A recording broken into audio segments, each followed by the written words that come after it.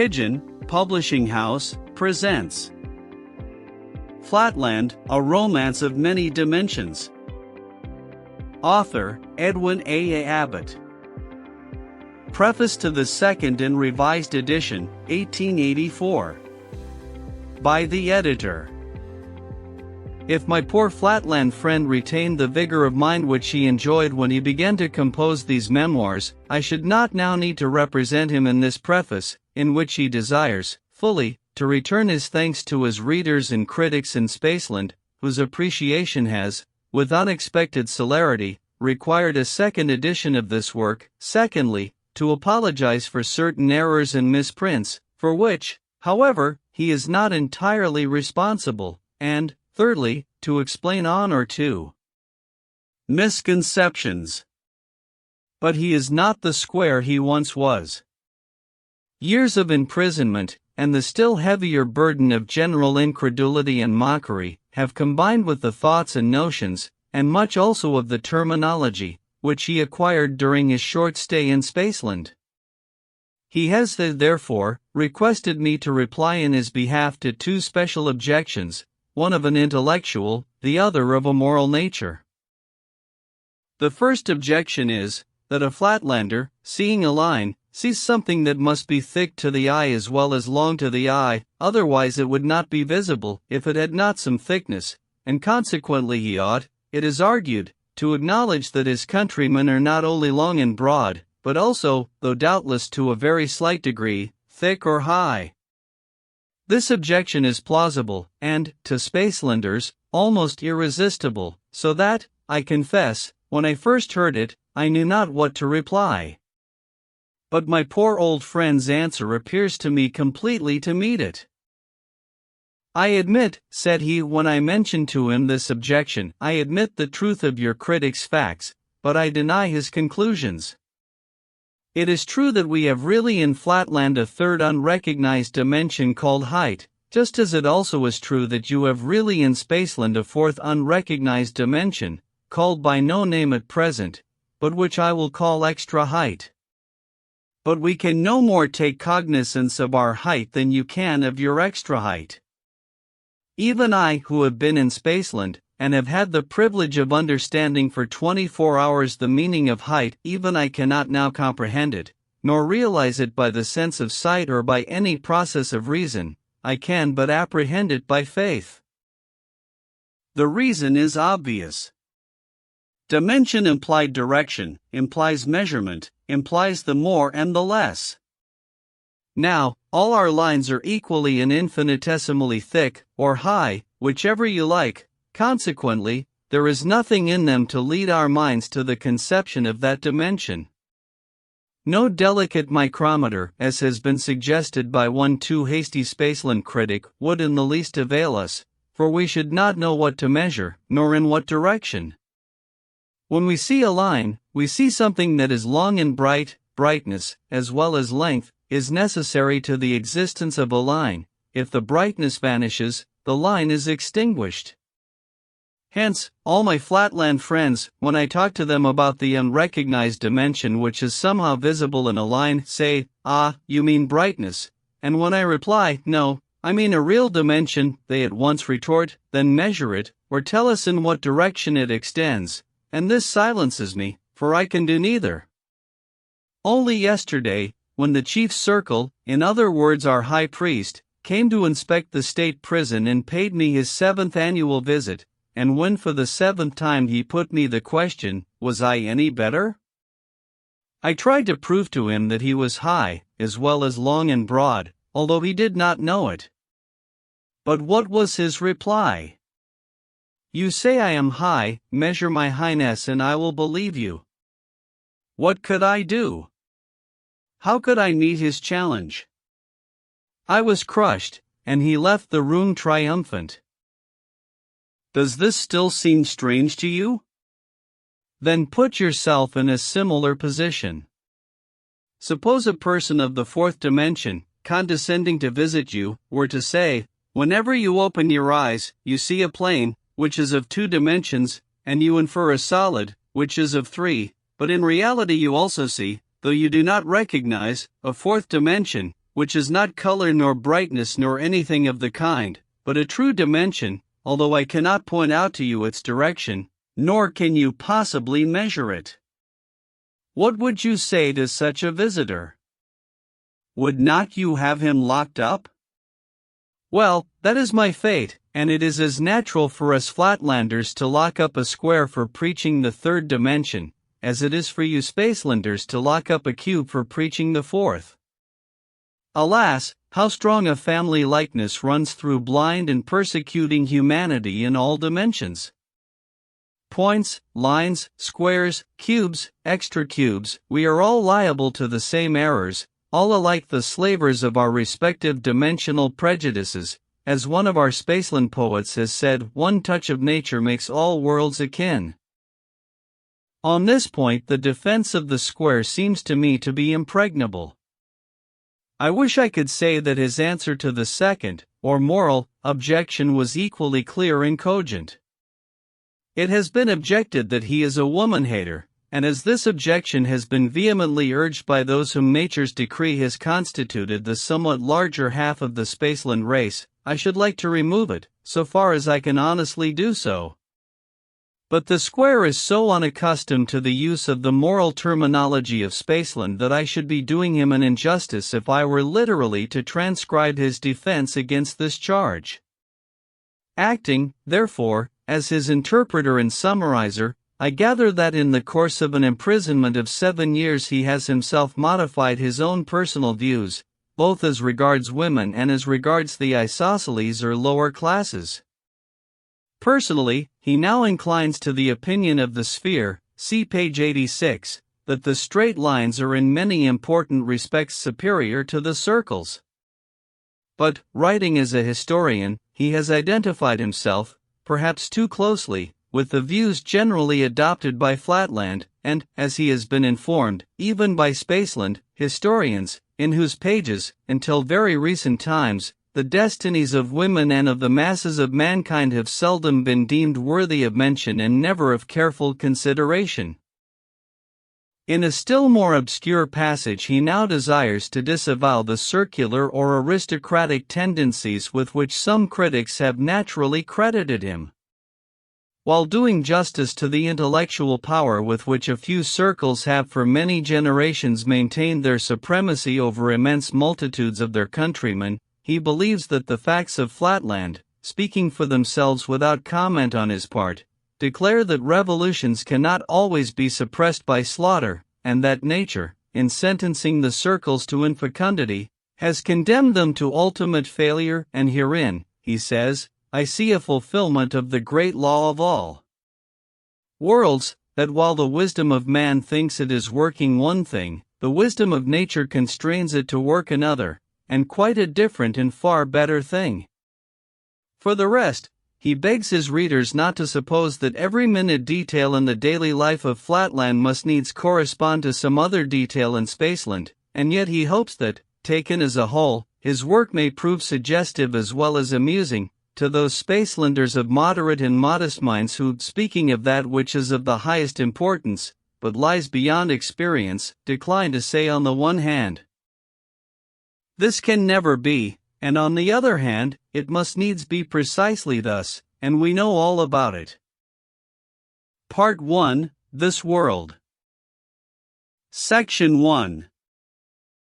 Of the nature of Flatland. I call our world Flatland, not because we call it so, but to make its nature clearer to you, my happy readers, who are privileged to live in space. Imagine a vast sheet of paper on which straight lines, triangles, squares, pentagons, hexagons, and other figures, instead of remaining fixed in their places, move freely about, on or in the surface, but without the power of rising above or sinking below it, very much like shadows, only hard with luminous edges, and you will then have a pretty correct notion of my country and countrymen. Alas, a few years ago, I should have said my universe, but now my mind has been opened to higher views of things.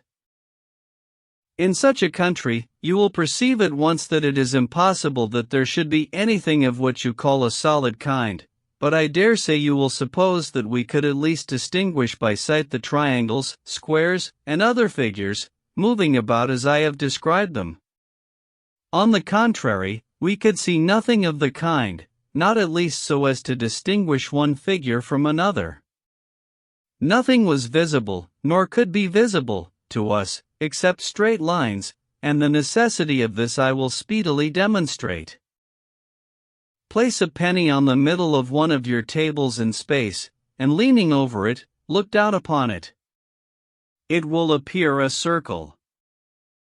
But now, drawing back to the edge of the table, gradually lower your eye, thus bringing yourself more and more into the condition of the inhabitants of Flatland, and you will find the penny becoming more and more oval to your view, and at last when you have placed your eye exactly on the edge of the table, so that you are, as it were, actually a Flatlander, the penny will then have ceased to appear oval at all, and will have become, so far as you can see, a straight line.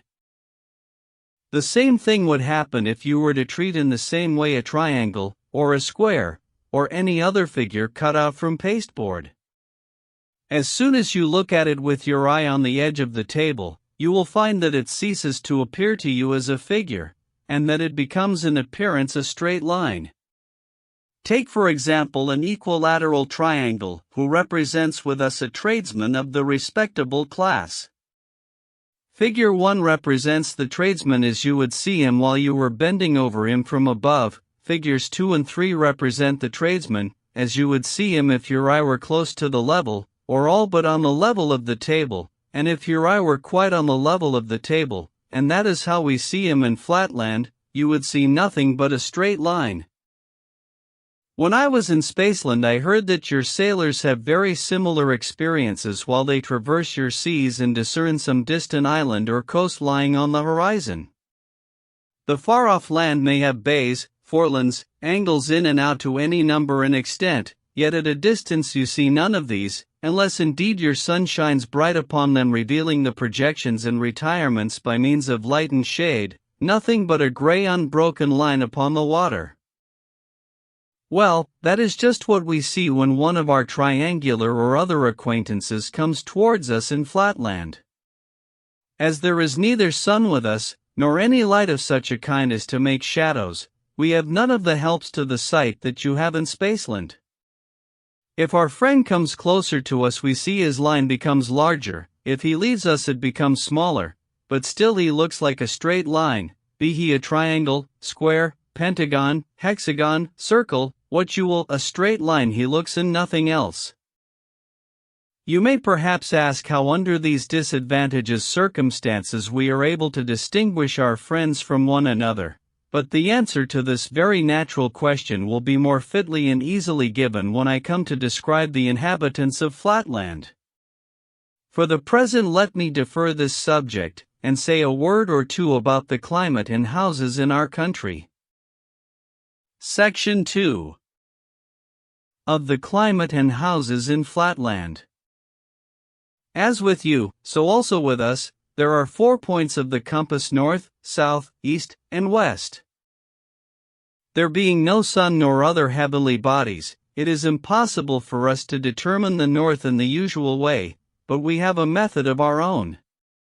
By a law of nature with us, there is a constant attraction to the south, and, although in temperate climates this is very slight, so that even a woman in reasonable health can journey several furlongs northward without much difficulty, yet the hampering effort of the southward attraction is quite sufficient to serve as a compass in most parts of our earth. Moreover, the rain, which falls at stated intervals, coming always from the north, is an additional assistance, and in the towns we have the guidance of the houses, which of course have their sidewalls running for the most part north and south, so that the roofs may keep off the rain from the north. In the country, where there are no houses, the trunks of the trees serve as some sort of guide. Altogether, we have not so much difficulty as might be expected in determining our bearings. Yet in our more temperate regions, in which the southward attraction is hardly felt, walking sometimes in a perfectly desolate plain where there have been no houses nor trees to guide me, I have been occasionally compelled to remain stationary for hours together, waiting till the rain came before continuing my journey. On the weak and aged, and especially on delicate females, the force of attraction tells much more heavily than on the robust of the male sex, so that it is a point of breeding, if you meet a lady on Teehee Street, always to give her the north side of the way, by no means an easy thing to do, always at short notice when you are in rude health and in a climate where it is difficult to tell your north from your south. Windows there are none in our houses, for the light comes to us alike in our homes and out of them, by day and by night, equally at all times and in all places, whence we know not.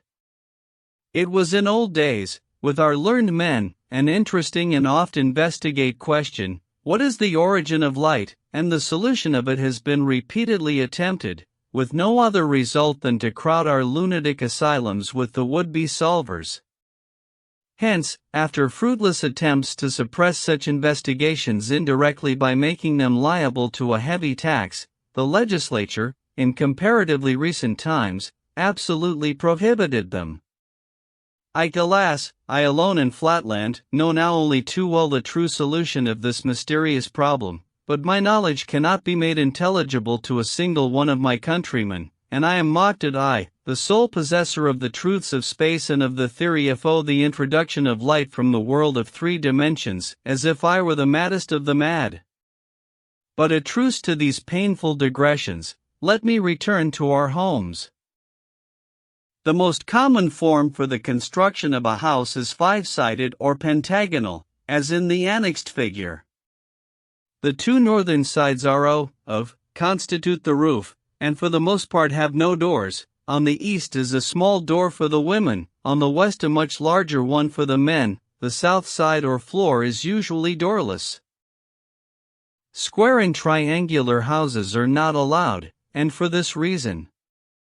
The angles of a square, and still more those of an equilateral triangle, being much more pointed than those of a pentagon, and the lines of inanimate objects, such as houses, being dimmer than the lines of men and women, it follows that there is no little danger lest the points of a square of triangular house residence might do serious injury to an inconsiderate or perhaps absent-minded traveler suddenly running against them, and therefore, as early as the 11th century of our era, triangular houses were universally forbidden by law, the only exceptions being fortifications, powder magazines, barracks, and other state buildings, which is not desirable that the general public should approach without circumspection. At this period, square houses were still everywhere permitted, though discouraged by a special tax. But, about 3 centuries afterwards, the law decided that in all towns containing a population above 10,000, the angle of a pentagon was the smallest house angle that could be allowed consistently with the public safety. The good sense of the community has seconded the efforts of the legislature, and now, even in the country, the pentagonal construction has superseded every other. It is only now and then in some very remote and backward agricultural district that an antiquarian may still discover a square house. Section 3. Concerning the inhabitants of Flatland. The greatest length or breadth of a full-grown inhabitant of Flatland may be estimated at about 11 of your inches. 12 inches may be regarded as a maximum. Our women are straight lines. Our soldiers and lowest class of workmen are triangles with 2 equal sides, each about 11 inches long, and a base or third side so short, often not exceeding half an inch, that they form at their vertices a very sharp and formidable angle. Indeed, when their bases are of the most degraded type, not more than the 1/8 part of an inch in size, they can hardly be distinguished from straight lines or women, so extremely pointed are their vertices. With us, as with you, these triangles are distinguished from others by being called isosceles, and by this name I shall refer to them in the following pages. Our middle class consists of equilateral or equal-sided triangles. Our professional men and gentlemen are squares, to which class I myself belong, and 5-sided figures or pentagons. Next above these come the nobility, of whom there are several degrees, beginning at six-sided figures, or hexagons, and from thence rising in the number of their sides till they receive the honorable title of polygonal, or many-sided. Finally, when the number of the sides becomes so numerous, and the sides themselves so small, that the figure cannot be distinguished from a circle, he is included in the circular or priestly order, and this is the highest class of all. It is a law of nature with us that a male child shall have one more side than his father, so that each generation shall rise, as a rule, one step in the scale of development and nobility.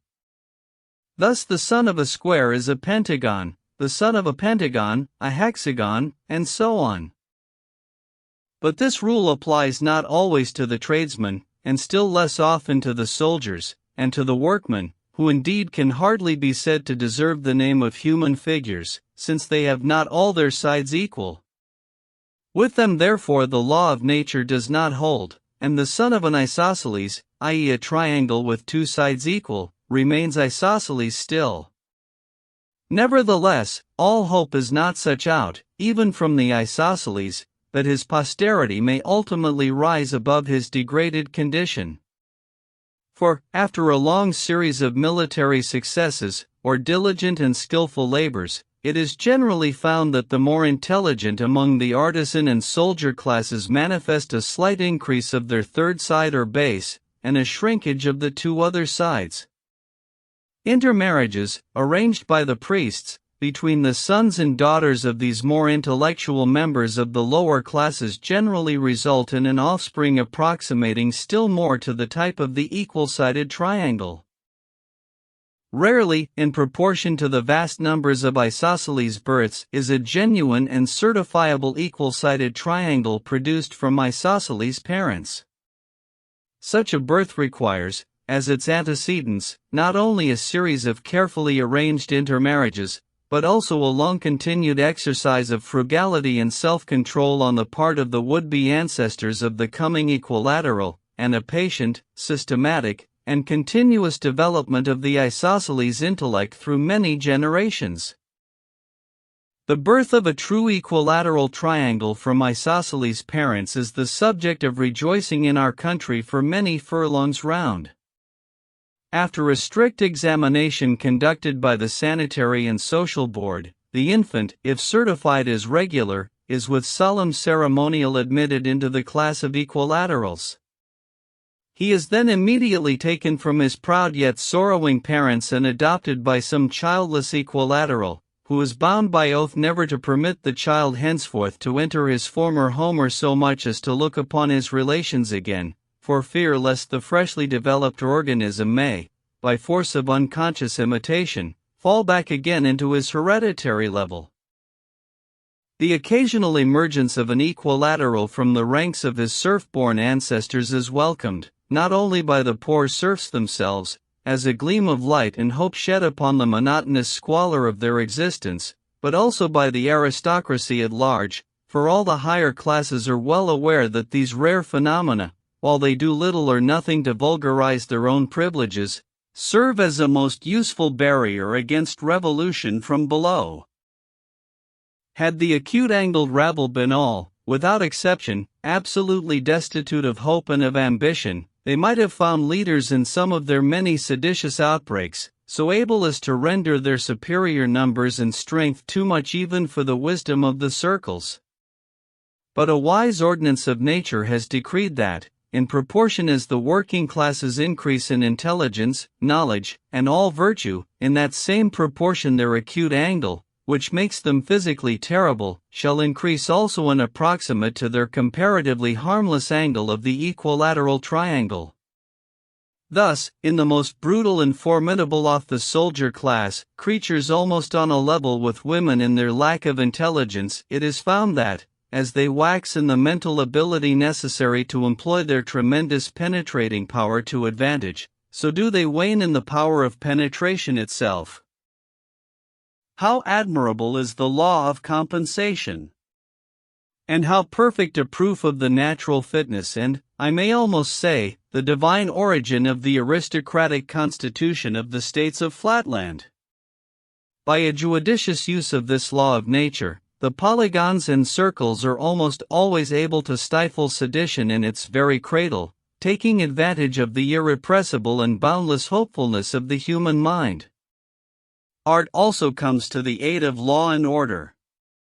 It is generally found possible, by a little artificial compression or expansion on the part of the state physicians, to make some of the more intelligent leaders of a rebellion perfectly regular, and to admit them at once into the privileged classes. A much larger number, who are still below the standard, allured by the prospect of being ultimately ennobled, are induced to enter the state hospitals, where they are kept in honorable confinement for life. One or two alone of the most obstinate, foolish, and hopelessly irregular are led to execution.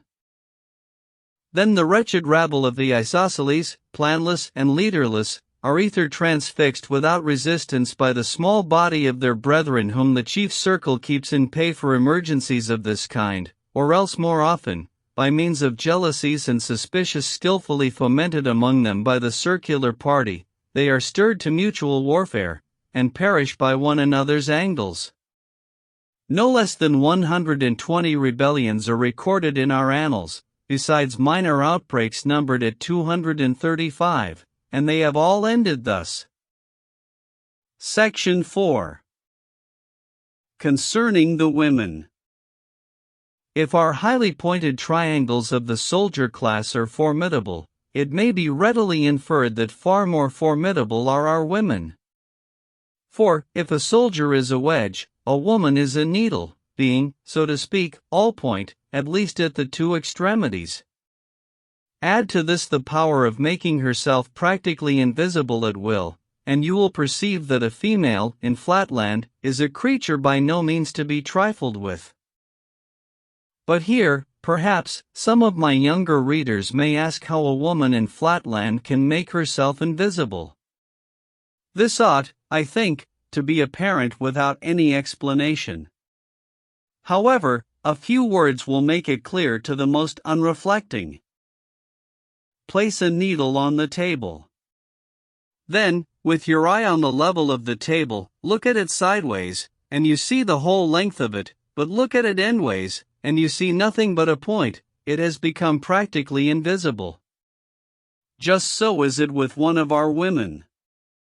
When her side is turned towards us, we see her as a straight line, when the end containing her eye or mouth, for with us these two organs are identical, is the part that meets our eye, then we see nothing but a highly lustrous point. But when the back is presented to our view, then, being only sublustrous, and, indeed, almost as dim as an inanimate object, her hinder extremity serves her as a kind of invisible cap. The dangers to which we are exposed from our women must now be manifest to the meanest capacity of Spaceland. If even the angle of a respectable triangle in the middle class is not without its dangers, if to run against a working man involves a gash, if collision with an officer of the military class necessitates a serious wound, if a mere touch from the vertex of a private soldier brings with it danger of death, what can it be to run against a woman, except absolute and immediate destruction? And when a woman is invisible, or visible only as a dim sublustrous point, how difficult must it be, even for the most cautious, always to avoid collision? Many are the enactments made at different times in the different states of Flatland, in order to minimize this peril, and in the southern and less temperate climates, where the force of gravitation is greater, and human beings more liable to casual and involuntary motions, the laws concerning women are naturally much more stringent. But a general view of the code may be obtained from the following summary. Every house shall have one entrance on the eastern side, for the use of females only, by which all females shall enter in a becoming and respectful manner, and not by the men's or western door. No female shall walk in any public place without continually keeping up her peace cry, under penalty of death. Any female, duly certified to be suffering from St. Vitus's dance, fits, chronic cold accompanied by violent sneezing, or any disease necessitating involuntary motions, shall be instantly destroyed. In some of the states there is an additional law forbidding females, under penalty of death, from walking or standing in any public place without moving their backs constantly from right to left so as to indicate their presence to those behind them. Others oblige a woman, when traveling, to be followed by one of her sons, or servants, or by her husband. Others confine women altogether in their houses except during the religious festivals. But it has been found by the wisest of our circles or statesmen that the multiplication of restrictions on females tends not only to the debilitation and diminution of the race, but also to the increase of domestic murders to such an extent that a state loses more than it gains by a too prohibitive code. For whenever the temper of the women is thus exasperated by confinement at home or hampering regulations abroad, they are apt to vent their spleen upon their husbands and children, and in the less temperate climates the whole male population of a village has been sometimes destroyed in 1 or 2 hours of a simultaneous female outbreak. Hence the 3 laws, mentioned above, suffice for the better regulated states, and may be accepted as a rough exemplification of our female code. After all, our principal safeguard is found, not in legislature, but in the interests of the women themselves. For, although they can inflict instantaneous death by a retrograde movement, yet unless they can at once disengage their stinging extremity from the struggling body of their victim, their own frail bodies are liable to be shattered. The power of fashion is also on our side. I pointed out that in some less civilized states no female is suffered to stand in any public place without swaying her back from right to left. This practice has been universal among ladies of any pretensions to breeding in all well-governed states, as far back as the memory of figures can reach. It is considered a disgrace to any state that legislation should have to enforce what ought to be, and is in every respectable female, a natural instinct. The rhythmical and, if I may so say, well-modulated undulation of the back in our ladies of circular rank is envied and imitated by the wife of a common equilateral, who can achieve nothing beyond a mere monotonous swing, like the ticking of a pendulum, and the regular tick of the equilateral is no less admired and copied by the wife of the progressive and aspiring isosceles, in the females of whose famille no back motion of any kind has become as yet a necessity of life. Hence, in every family of position and consideration, back motion is as prevalent as time itself, and the husbands and sons in these households enjoy immunity at least from invisible attacks. Not that it must be for a moment supposed that our women are destitute of affection. But unfortunately the passion of the moment predominates, in the frail sex, over every other consideration. This is, of course, a necessity arising from their unfortunate conformation. For as they have no pretensions to an angle, being inferior in this respect to the very lowest of the isosceles, they are consequently wholly devoid of brain power, and have neither reflection, judgment, nor forethought, and hardly any memory. Hence, in their fits of fury, they remember no claims and recognize no distinctions. I have actually known a case where a woman has exterminated her whole household, and half an hour afterwards, when her rage was over and the fragments swept away, has asked what has become of her husband and children. Obviously then a woman is not to be irritated as long as she is in a position where she can turn round. When you have them in their apartments, which are constructed with a view to denying them that power, you can say and do what you like, for they are then wholly impotent for mischief, and will not remember a few minutes hence the incident for which they may be at this moment threatening you with death, nor the promises which you may have found it necessary to make in order to pacify their fury. On the whole we got on pretty smoothly in our domestic relations, except in the lower strata of the military classes. There the want of tact and discretion on the part of the husbands produces at times indescribable disasters.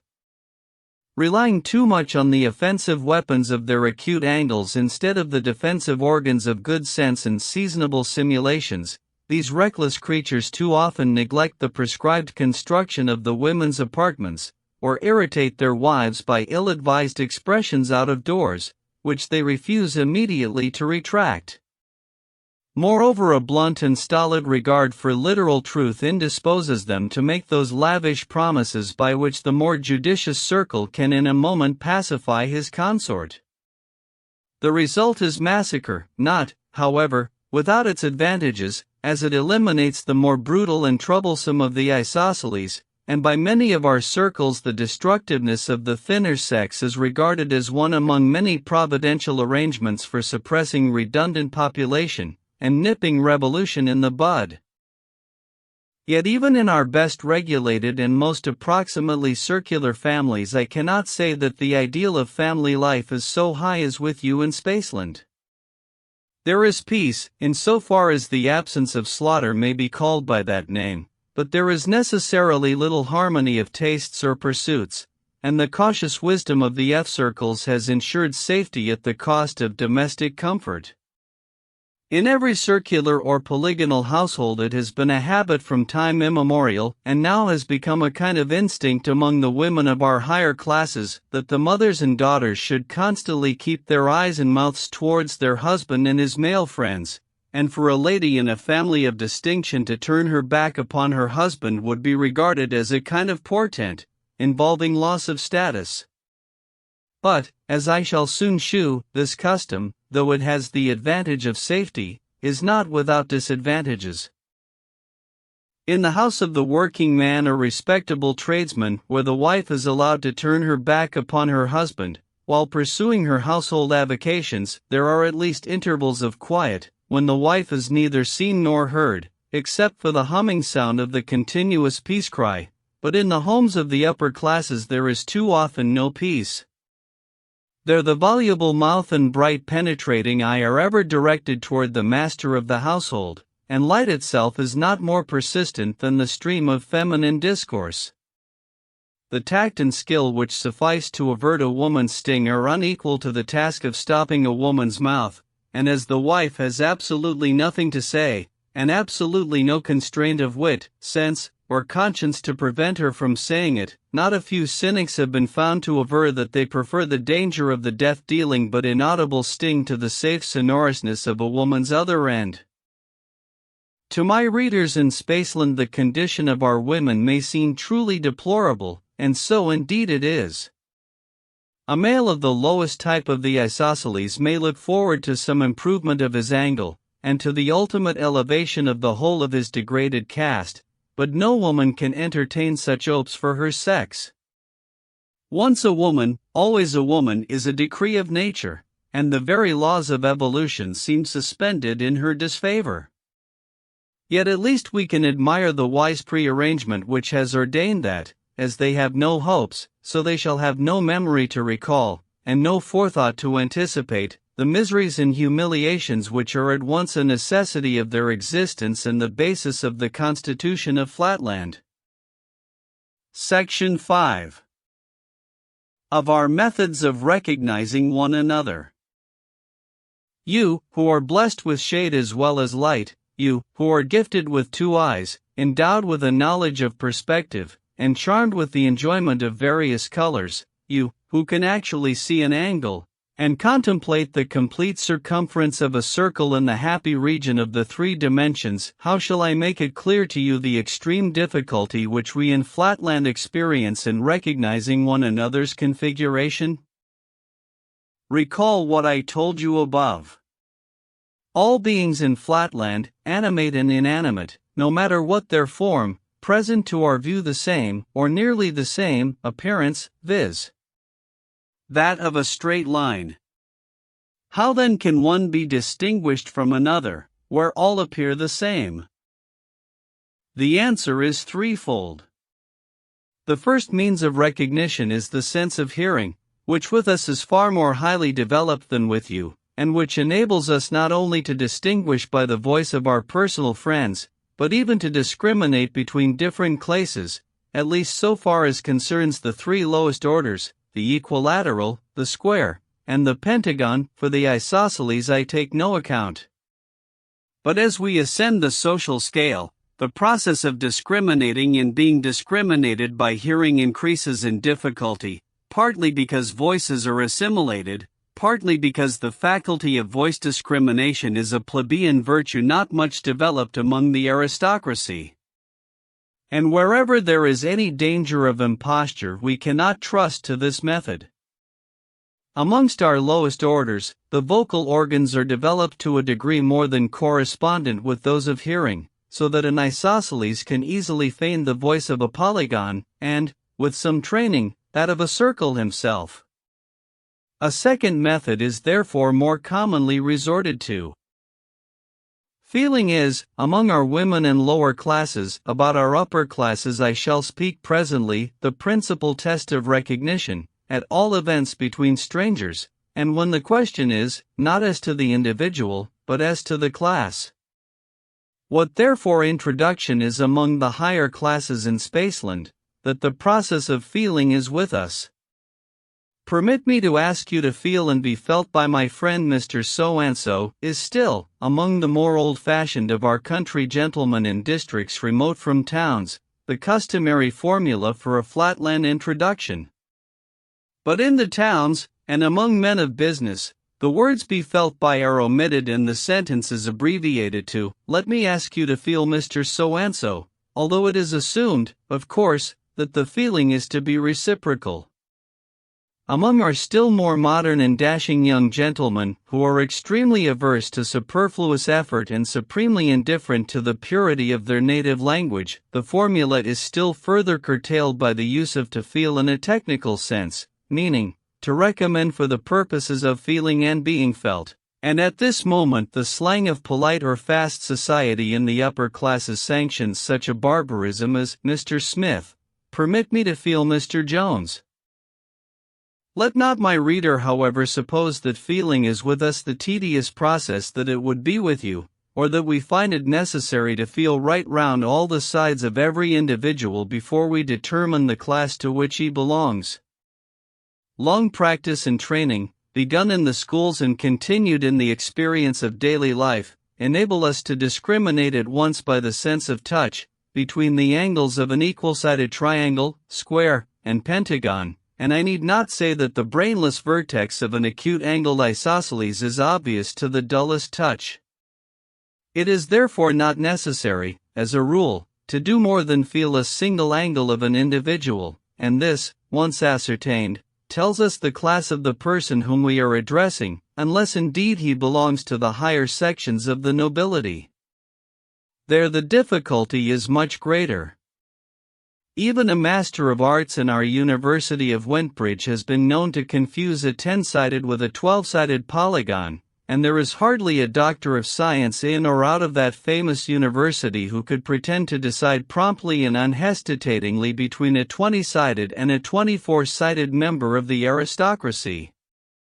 Those of my readers who recall the extracts I gave above from the Legislative Code concerning women will readily perceive that the process of introduction by contact requires some care and discretion. Otherwise the angles might inflict on the unwary feeling irreparable injury. It is essential for the safety of the feeler that the felt should stand perfectly still. A start, a fidgety shifting of the position, yes, even a violent sneeze, has been known before now to prove fatal to the incautious, and to nip in the bud many a promising friendship. Especially is this true among the lower classes of the triangles. With them, the eye is situated so far from their vertex that they can scarcely take cognizance of what goes on at that extremity of their frame. They are, moreover, of a rough coarse nature, not sensitive to the delicate touch of the highly organized polygon. What wonder then if an involuntary toss of the head has ere now deprived the state of a valuable life? I have heard that my excellent grandfather, one of the least irregular of his unhappy isosceles class, who indeed obtained, shortly before his decease, 4 out of 7 votes from the Sanitary and Social Board for passing him into the class of the equal-sided, often deplored, with a tear in his venerable eye, a miscarriage of this kind, which had occurred to his great-great-great-grandfather, a respectable working man with an angle or brain of 59 degrees 30 minutes. According to his account, my unfortunately ancestor, being afflicted with rheumatism, and in the act of being felt by a polygon, by one sudden start accidentally transfixed the great man through the diagonal, and thereby, partly in consequence of his long imprisonment and degradation, and partly because of the moral shock which pervaded the whole of my ancestor's relations, threw back our family a degree and a half in their ascent towards better things. The result was that in the next generation the family brain was registered at only 58 degrees, and not till the lapse of 5 generations was the lost ground recovered, the full 60 degrees attained, and the ascent from the isosceles finally achieved. And all this series of calamities from one little accident in the process of feeling. At this point I think I hear some of my better educated readers exclaim, "How could you in Flatland know anything about angles and degrees, or minutes?"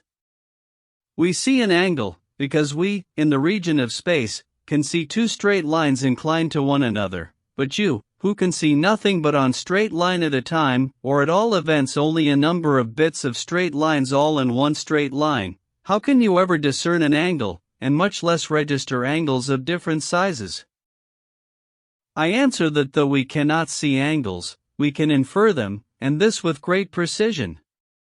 Our sense of touch, stimulated by necessity, and developed by long training, enables us to distinguish angles far more accurately than your sense of sight, when unaided by a rule or measure of angles. Nor must I omit to explain that we have great natural helps. It is with us a law of nature that the brain of the isosceles class shall begin at half a degree, or 30 minutes, and shall increase, if it increases at all, by half a degree in every generation until the goal of 60 degrees is reached, when the condition of serfdom is quitted, and the freeman enters the class of regulars. Consequently, nature herself supplies us with an ascending scale or alphabet of angles for half a degree up to 60 degrees, specimen of which are placed in every elementary school throughout the land. Owing to occasional retrogressions, to still more frequent moral and intellectual stagnation, and to the extraordinary fecundity of the criminal and vagabond classes, there is always a vast superfluity of individuals of the half-degree and single-degree class, and a fair abundance of specimens up to 10 degrees. These are absolutely destitute of civil rights, and a great number of them, not having even intelligence enough for the purposes of warfare, are devoted by the states to the service of education. Fettered immovably so as to remove all possibility of danger, they are placed in the classrooms of our infant schools, and there they are utilized by the Board of Education for the purpose of imparting to the offspring of the middle classes the tact and intelligence which these wretched creatures themselves are utterly devoid. In some states the specimens are occasionally fed and suffered to exist for several years, due in the more temperate and better regulated regions. It is found in the long run more advantageous for the educational interests of the young, to dispense with food, and to renew the specimens every month, which is about the average duration of the foodless existence of the criminal class. In the cheaper schools, what is gained by the longer existence of the specimen is lost, partly in the expenditure for food, and partly in the diminished accuracy of the angles, which are impaired after a few weeks of constant feeling. Nor must we forget to add, in enumerating the advantages of the more expensive system, that it tends, though slightly yet perceptibly, to the diminution of the redundant isosceles population, an object which every statesman in Flatland constantly keeps in view. On the whole, therefore, although I am not ignorant that, in many popularly elected school boards, there is a reaction in favor of the cheap system as it is called, I am myself disposed to think that this is one of the many cases in which expense is the truest economy. But I must not allow questions of school board politics to divert me from my subject. Enough has been said, I trust, to shew that recognition by feeling is not so tedious or indecisive a process as might have been supposed, and it is obviously more trustworthy than recognition by hearing. Still, there remains, as has been pointed out above, the objection that this method is not without danger. For this reason, many in the middle and lower classes, and all without exception in the polygonal and circular orders, prefer a third method, the description of which shall be reserved for the next section. Section 6. Of recognition by sight. I am about to appear very inconsistent. In the previous sections I have said that all figures in Flatland present the appearance of a straight line, and it was added or implied that it is consequently impossible to distinguish by the visual organ between individuals of different classes. Yet now I am about to explain to my Spaceland critics how we are able to recognize one another by the sense of sight.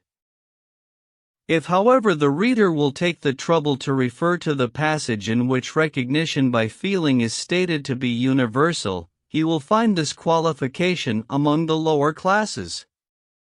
It is only among the higher classes and in our more temperate climates that sight recognition is practiced.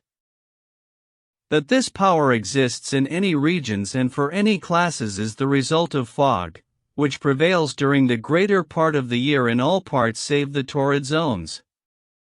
That which is with you in Spaceland an unmixed evil, blotting out the landscape, depressing the spirits, and enfeebling the health, is by us recognized as a blessing scarcely inferior to air itself, and as the nurse of arts and parent of sciences. But let me explain my meaning, without further eulogies on this beneficent element. If fog were non-existent, all lines would appear equally and indistinguishably clear, and this is actually the case in those unhappy countries in which the atmosphere is perfectly dry and transparent. But wherever there is a rich supply of fog, objects that are at a distance, say of 3 feet, are appreciably dimmer than those at the distance of 2 feet 11 inches, and the result is that by careful and constant experimental observation of comparative dimness and constant experimental observation of comparative dimness and clearness, we are enabled to infer with great exactness the configuration of the object observed. An instance will do more than a volume of generalities to make my meaning clear. Suppose I see 2 individuals approaching whose rank I wish to ascertain.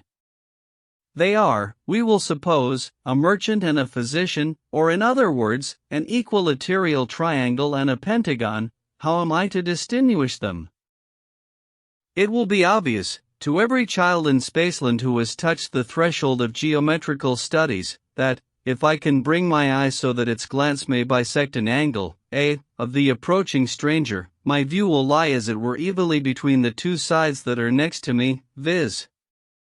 CA and AB, so that I shall contemplate the 2 impartially, and both will appear of the same size. Now in the case of 1, the merchant, what shall I see? I shall see a straight line DA, in which the middle point, A, will be very bright because it is nearest to me, but on either side the line will shade away rapidly to dimness, because the sides AC and AB recede rapidly into the fog in what appear to me as the merchant's extremities, viz. D and E, will be very dim indeed. On the other hand, in the case of 2, the physician, though I shall here also see a line, D, with a bright center, yet it will shade away less rapidly to dimness, because the sides, AC, AB, recede less rapidly into the fog, and what appear to me the physician's extremities, viz. D and E, will not be not so dim as the extremities of the merchant. The reader will probably understand from these 2 instances how after a very long training supplemented by constant experience it is possible for the well-educated classes among us to discriminate with fair accuracy between the middle and lowest orders, by the sense of sight. If my Spaceland patrons have grasped this general conception, so far as to conceive the possibility of it and not to reject my account as altogether incredible, I shall have attained all I can reasonably expect. Were I to attempt further details, I should only perplex. Yet for the sake of the young and inexperienced, who may perchance infer, from the two simple instances I have given above, of the manner in which I should recognize my father and my sons, that recognition by sight is an easy affair, it may be needful to point out that in actual life most of the problems of sight recognition are far more subtle and complex. If, for example, when my father, the triangle, approaches me, he happens to present his side to me instead of his angle, then, until I have asked him to rotate, or until I have edged my eye around him, I am for the moment doubtful whether he may not be a straight line, or, in other words, a woman. Again, when I am in the company of one of my two hexagonal grandsons, contemplating one of his sides, AB, full front, it will be evident from the accompanying diagram that I shall see one whole line, AB, in comparative brightness, shading off hardly at all at the ends, and two smaller lines, CA and BD, dim throughout and shading away into greater dimness towards the extremities C and D. But I must not give way to the temptation of enlarging on these topics. The meanest mathematician in Spaceland will readily believe me when I assert that the problems of life, which present themselves to the well-educated when they are themselves in motion, rotating, advancing or retreating, and at the same time attempting to discriminate by the sense of sight between a number of polygons of high rank moving in different directions, as for example in a ballroom or conversazione, must be of a nature to task the angularity of the most intellectual, and amply justify the rich endowments of the learned professors of geometry, both static and kinetic, in the illustrious University of Wentbridge, where the science and art of sight recognition are regularly taught to large classes of the elite of the States. It is only a few of the scions of our noblest and wealthiest houses who are able to give the time and money necessary for the thorough prosecution of this noble and valuable art. Even to me, a mathematician of no mean standing, and the grandfather of two most hopeful and perfectly regular hexagons, to find myself in the midst of a crowd of rotating polygons of the higher classes, is occasionally very perplexing. And of course to a common tradesman, or serf, such a sight is almost as unintelligible as it would be to you, my reader, were you suddenly transported to my country. In such a crowd you could see on all sides of you nothing but a line, apparently straight, but of which the parts would vary irregularly and perpetually in brightness or dimness. Even if you had completed your third year in the pentagonal and hexagonal classes in the university, and were perfect in the theory of the subject, you would still find there was need of many years of experience, before you could move in a fashionable crowd without jostling against your betters, whom it is against etiquette to ask to feel, and who, by their superior culture and breeding, know all about your movements, while you know very little or nothing about theirs. In a word, to comport oneself with perfect propriety in polygonal society, one ought to be a polygon oneself. Such at least is the painful teaching of my experience. It is astonishing how much the art, or I may almost call it instinct, of sight recognition is developed by the habitual practice of it and by the avoidance of the custom of feeling. Just as, with you, the deaf and dumb, if once allowed to gesticulate and to use the hand alphabet, will never acquire the more difficult but far more valuable art of lip speech and lip reading, so it is with us as regards seeing and feeling. None who in early life resort to feeling will ever learn seeing in perfection. For this reason, among our higher classes, feeling is discouraged or absolutely forbidden. From the cradle their children, instead of going to the public elementary schools, where the art of feeling is taught, are sent to higher seminaries of an exclusive character, and at our illustrious university, to feel is regarded as a most serious fault, involving rustication for the first offense, and expulsion for the second. But among the lower classes the art of sight recognition is regarded as an unattainable luxury. A common tradesman cannot afford to let his son spend a third of his life in abstract studies. The children of the poor are therefore allowed to feel from their earliest years, and they gained thereby a precocity and an early vivacity which contrasted first most favorably with the inert, undeveloped, and listless behavior of the half-instructed youths of the polygonal class. But when the latter have at last completed their university course, and are prepared to put their theory into practice, the change that comes over them may almost be described as a new birth, and in every art, science, and social pursuit they rapidly overtake and distance their triangular competitors.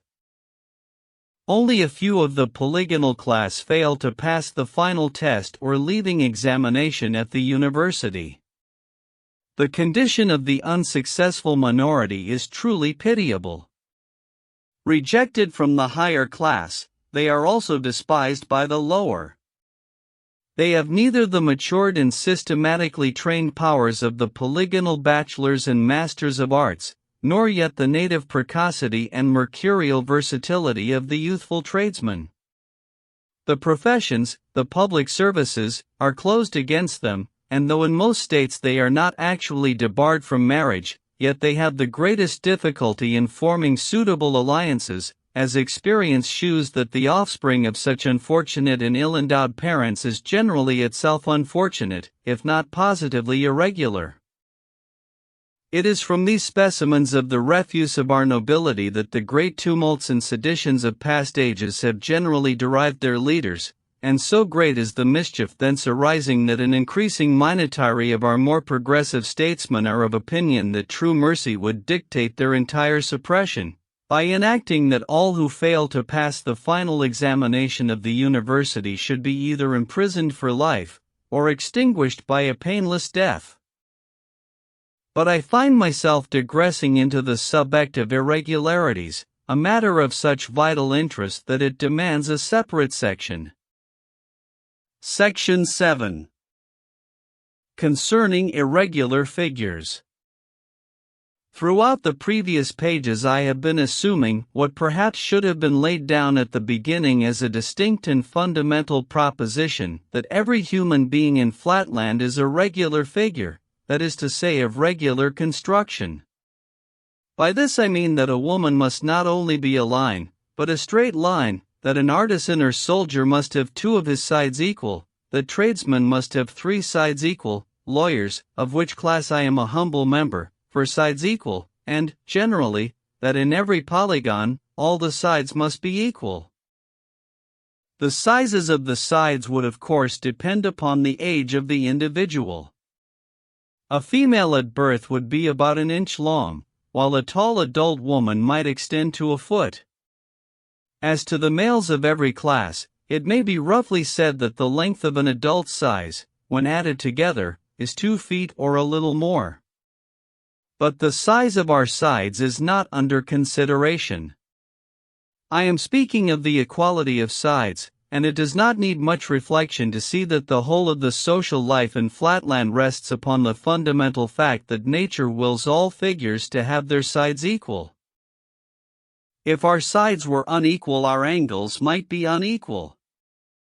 Instead of its being sufficient to feel, or estimate by sight, a single angle in order to determine the form of an individual, it would be necessary to ascertain each angle by the experiment of feeling. But life would be too short for such a tedious groping. The whole science and art of sight recognition would at once perish. Feeling, so far as it is an art, would not long survive. Intercourse would become perilous or impossible. There would be an end to all confidence, all forethought. No one would be safe in making the most simple social arrangements. In a word, civilization might relapse into barbarism. Am I going too fast to carry my readers with me to these obvious conclusions? Surely a moment's reflection, and a single instance from common life, must convince everyone that our social system is based upon regularity, or equality of angles. You meet, for example, 2 or 3 tradesmen in the street, whom you recognize at once to be tradesmen by a glance at their angles and rapidly bedimmed sides, and you ask them to step into your house to lunch. This you do at present with perfect confidence, because everyone knows to an inch or two the area occupied by an adult triangle, but imagine that your tradesman drags behind his regular and respectable vertex a parallelogram of 12 or 13 inches in diagonal. What are you to do with such a monster sticking fast in your house door? But I am insulting the intelligence of my readers by accumulating details which must be patent to everyone who enjoys the advantages of a residence in Spaceland. Obviously, the measurements of a single angle would no longer be sufficient under such portentous circumstances. One's whole life would be taken up in feeling or surveying the perimeter of one's acquaintances.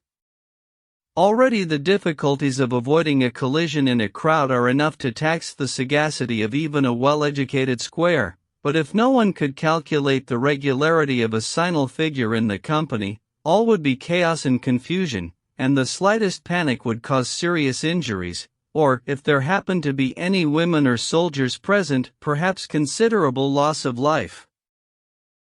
Expediency therefore concurs with nature in stamping the seal of its approval upon regularity of conformation, nor has the law been backward in seconding their efforts. Irregularity of figure means with us the same as, or more than, a combination of moral obliquity and criminality with you, and is treated accordingly. There are not wanting, it is true, some promulgators of paradoxes who maintain that there is no necessary connection between geometrical and moral irregularity. The irregular, they say, is from his birth scouted by his own parents, derided by his brothers and sisters, neglected by the domestics, scorned and suspected by society, and excluded from all posts of responsibility, trust, and useful activity. His every movement is jealously watched by the police till he comes of age and presents himself for inspection. Then he is either destroyed, if he is found to exceed the fixed margin of deviation, at an uninteresting occupation for a miserable stipend, obliged to live and board at the office, and to take even his vacation under close supervision. What wonder that human nature, even in the best and purest, is embittered and perverted by such surroundings? All this very plausible reasoning does not convince me, as it has not convinced the wisest of our statesmen, that our ancestors erred in laying it down as an axiom of policy that the toleration of irregularity is incompatible with the safety of the state. Doubtless, the life of an irregular is hard, but the interests of the greater number require that it shall be hard. If a man with a triangular front and a polygonal back were allowed to exist and to propagate a still more irregular posterity, what would become of the arts of life? Are the houses and doors in churches in Flatland to be altered in order to accommodate such monsters? Are our ticket collectors to be required to measure every man's perimeter before they allow him to enter a theater, or to take his place in a lecture room? Is an irregular to be exempted from the militia? And if not, how is he to be prevented from carrying desolation into the ranks of his comrades? Again, what irresistible temptations to fraudulent impostures must needs beset such a creature? How easy for him to enter a shop with his polygonal front foremost, and to order goods to any extent from a confiding tradesman? Let the advocates of a falsely called philanthropy plead as they may for the abrogation of the irregular penal laws. I for my part have never known an irregular who was not also what nature evidently intended him to be, a hypocrite, a misanthropist, and, up to the limits of his power, a perpetrator of all manner of mischief. Not that I should be disposed to recommend, at present, the extreme measures adopted by some states, where an infant whose angle deviates by half a degree from the correct angularity is summarily destroyed at birth.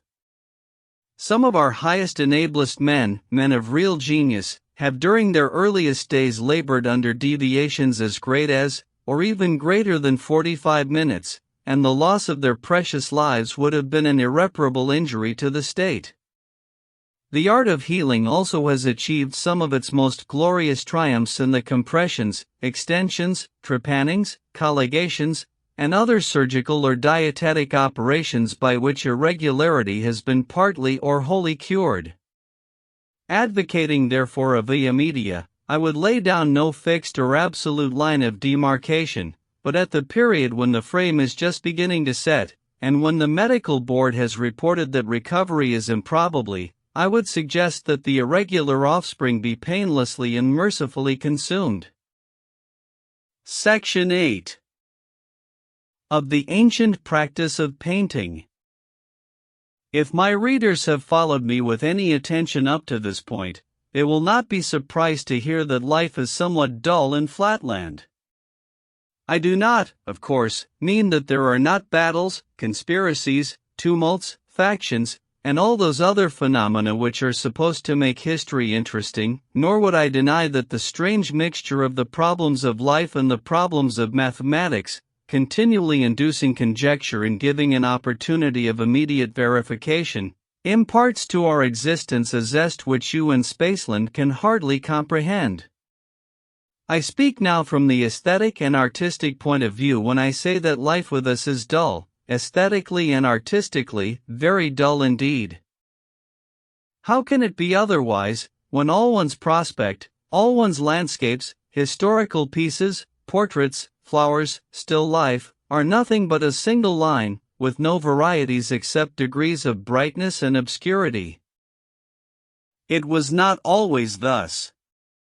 Color, if tradition speaks the truth, once for the space of half a dozen centuries or more, threw a transient splendor over the lives of our ancestors in the remotest ages. Some private individual. A pentagon whose name is variously reported having casually discovered the constituents of the simpler colors and a rudimentary method of painting, is said to have begun by decorating first his house, then his slaves, then his father, his sons, and grandsons, lastly himself. The convenience as well as the beauty of the results commended themselves to all. Wherever chromatistes, for by that name the most trustworthy authorities concur in calling him, turned his variegated frame, there he at once excited attention, and attracted respect. No one now needed to feel him, no one mistook his front for his back, all his movements were readily ascertained by his neighbors without the slightest strain on their powers of calculation, no one jostled him, or failed to make way for him. His voice was saved the labor of that exhausting utterance by which we colorless squares and pentagons are often forced to proclaim our individuality when we move amid a crowd of ignorant isosceles. The fashion spread like wildfire. Before a week was over, every square and triangle in the district had copied the example of chromatistes, and only a few of the more conservative pentagons still held out. A month or two found even the dodecagons infected with the innovation. A year had not elapsed before the habit had spread to all but the very highest of the nobility. Needless to say, the custom soon made its way from the district of chromatistes to surrounding regions, and within 2 generations no one in all Flatland was colorless except the women and the priests. Here nature herself appeared to erect a barrier, and to plead against extending the innovations to these 2 classes. Many-sidedness was almost essential as a pretext for the innovators. Distinction of sides is intended by nature to imply distinction of colors, such was the sophism which in those days flew from mouth to mouth, converting whole towns at a time to a new culture. But manifestly to our priests and women this adage did not apply. The latter had only one side, and therefore, plurally and pedantically speaking, no sides. The former, if at least they would assert their claim to be readily and truly circles, and not mere high-class polygons, with an infinitely large number of infinitesimally small sides, were in the habit of boasting, what women confessed and deplored, that they also had no sides, being blessed with a perimeter of only one line, or, in other words, a circumference.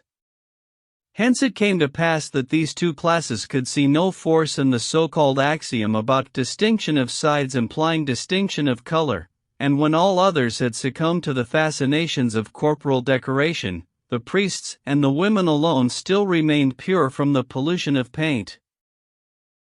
Immoral, licentious, anarchical, unscientific, call them by what names you will yet, From an aesthetic point of view, those ancient days of the color revolt were the glorious childhood of art in Flatland, a childhood, alas, that never ripened into manhood, nor even reached the blossom of youth. To live then in itself a delight, because living implied seeing. Even at a small party, the company was a pleasure to behold. The richly varied hues of the assembly in a church or theater are said to have more than once proved too distracting from our greatest teachers and actors, but most ravishing of all is said to have been the unspeakable magnificence of a military review.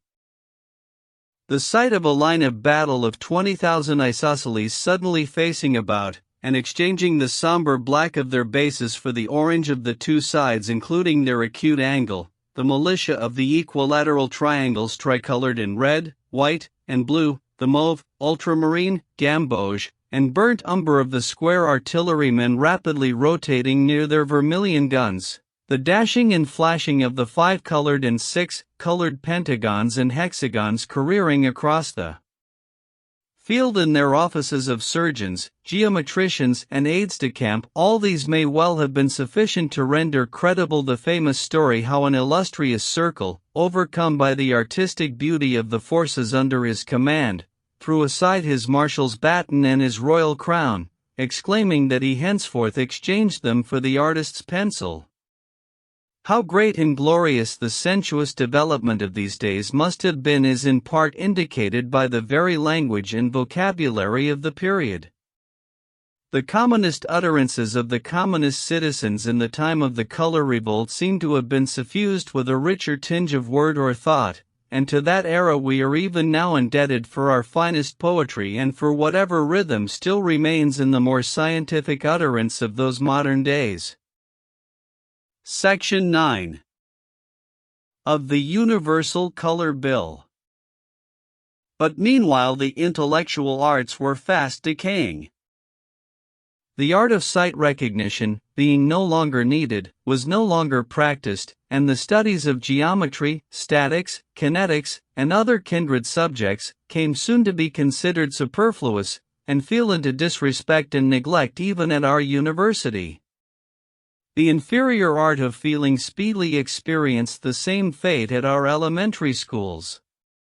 Then the isosceles classes, asserting that the specimens were no longer used nor needed, and refusing to pay the customary tribute from the criminal classes to the service of education, waxed daily more numerous and more insolent on the strength of their immunity from the old burden which had formerly exercised the twofold wholesome effect of at once taming their brutal nature and thinning their excessive numbers. Year by year the soldiers and artisans began more vehemently to assert, and with increasing truth, that there was no great difference between them and the very highest class of polygons, now that they were raised to an equality with the latter, and enabled to grapple with all the difficulties and solve all the problems of life, whether statical or kinetical, by the simple process of color recognition. Not content with the natural neglect into which sight recognition was falling, they began boldly to demand the legal prohibition of all monopolizing and aristocratic arts and the consequent abolition of all endowments for the studies of sight recognition, mathematics, and feeling. Soon, they began to insist that inasmuch as color, which was a second nature, had destroyed the need of aristocratic distinctions, the law should follow in the same path, and that henceforth all individuals in all classes should be recognized as absolutely equal and entitled to equal rights. Finding the higher orders wavering and undecided, the leaders of the revolution advanced still further in their requirements, and at last demanded that all classes alike, the priests and the women not excepted, should do homage to color by submitting to be painted. When it was objected that priests and women had no sides, they retorted that nature and expediency concurred in dictating that the front half of every human being, that is to say, the half containing his eye and mouth, should be distinguishable from his hinder half. They therefore brought before a general and extraordinary assembly of all the states of Flatland a bill proposing that in every woman the half containing the eye and mouth should be colored red, and the other half green. The priests were to be painted in the same way, red being applied to that semicircle in which the eye and mouth formed the middle point, while the other or hinder semicircle was to be colored green. There was no little cunning in this proposal, which indeed emanated not from any isosceles, for no being so degraded would have angularity enough to appreciate, much less to devise, such a model of statecraft, but from an irregular circle who, instead of being destroyed in his childhood, was reserved by a foolish indulgence to bring desolation on his country and destruction on myriads of followers. On the one hand, the proposition was calculated to bring the women in all classes over to the side of the chromatic innovation. For by assigning to the women the same two colors as were assigned to the priests, the revolutionists thereby ensured that, in certain positions, every woman would appear as a priest, and be treated with corresponding respect and deference, a prospect that could not fail to attract the female sex in a mass. But by some of my readers the possibility of the identical appearance of priests and women, under a new legislation, may not be recognized. If so, a word or two will make it obvious. Imagine a woman duly decorated, according to the new code, with the front half, i.e., the half containing the eye and mouth, red, and with the hinder half green. Look at her from one side. Obviously you will see a straight line, half red, half green. Now imagine a priest, whose mouth is at M, and whose front semicircle, AMB, is consequently colored red, while his hinder semicircle is green, so that the diameter AB divides the green from the red. If you contemplate the great man so as to have your eye in the same straight line as his dividing diameter, AB, what you will see will be a straight line, CBD, of which one half, CB, will be red, and the other, BD, green. The whole line, CD, will be rather shorter perhaps than that of a full-sized woman, and will shade off more rapidly towards its extremities, but the identity of the colors would give you an immediate impression of identity in class, making you neglectful of other details. Bear in mind the decay of sight recognition which threatened society at the time of the color revolt. Add to the certainty that women would speedily learn to shade off their extremities so as to imitate the circles. It must then be surely obvious to you, my dear reader, that the color bill placed us under a great danger of confounding a priest with a young woman. How attractive this prospect must have been to the frail sex may readily be imagined. They anticipated with delight the confusion that would ensue.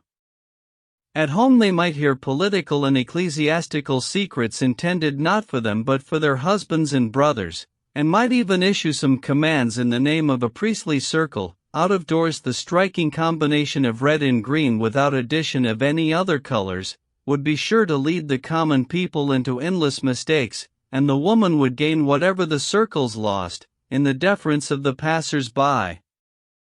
As for the scandal that would befall the circular class if the frivolous and unseemly conduct of the women were imputed to them, and as to the consequent subversion of the Constitution, the female sex could not be expected to give a thought to these considerations.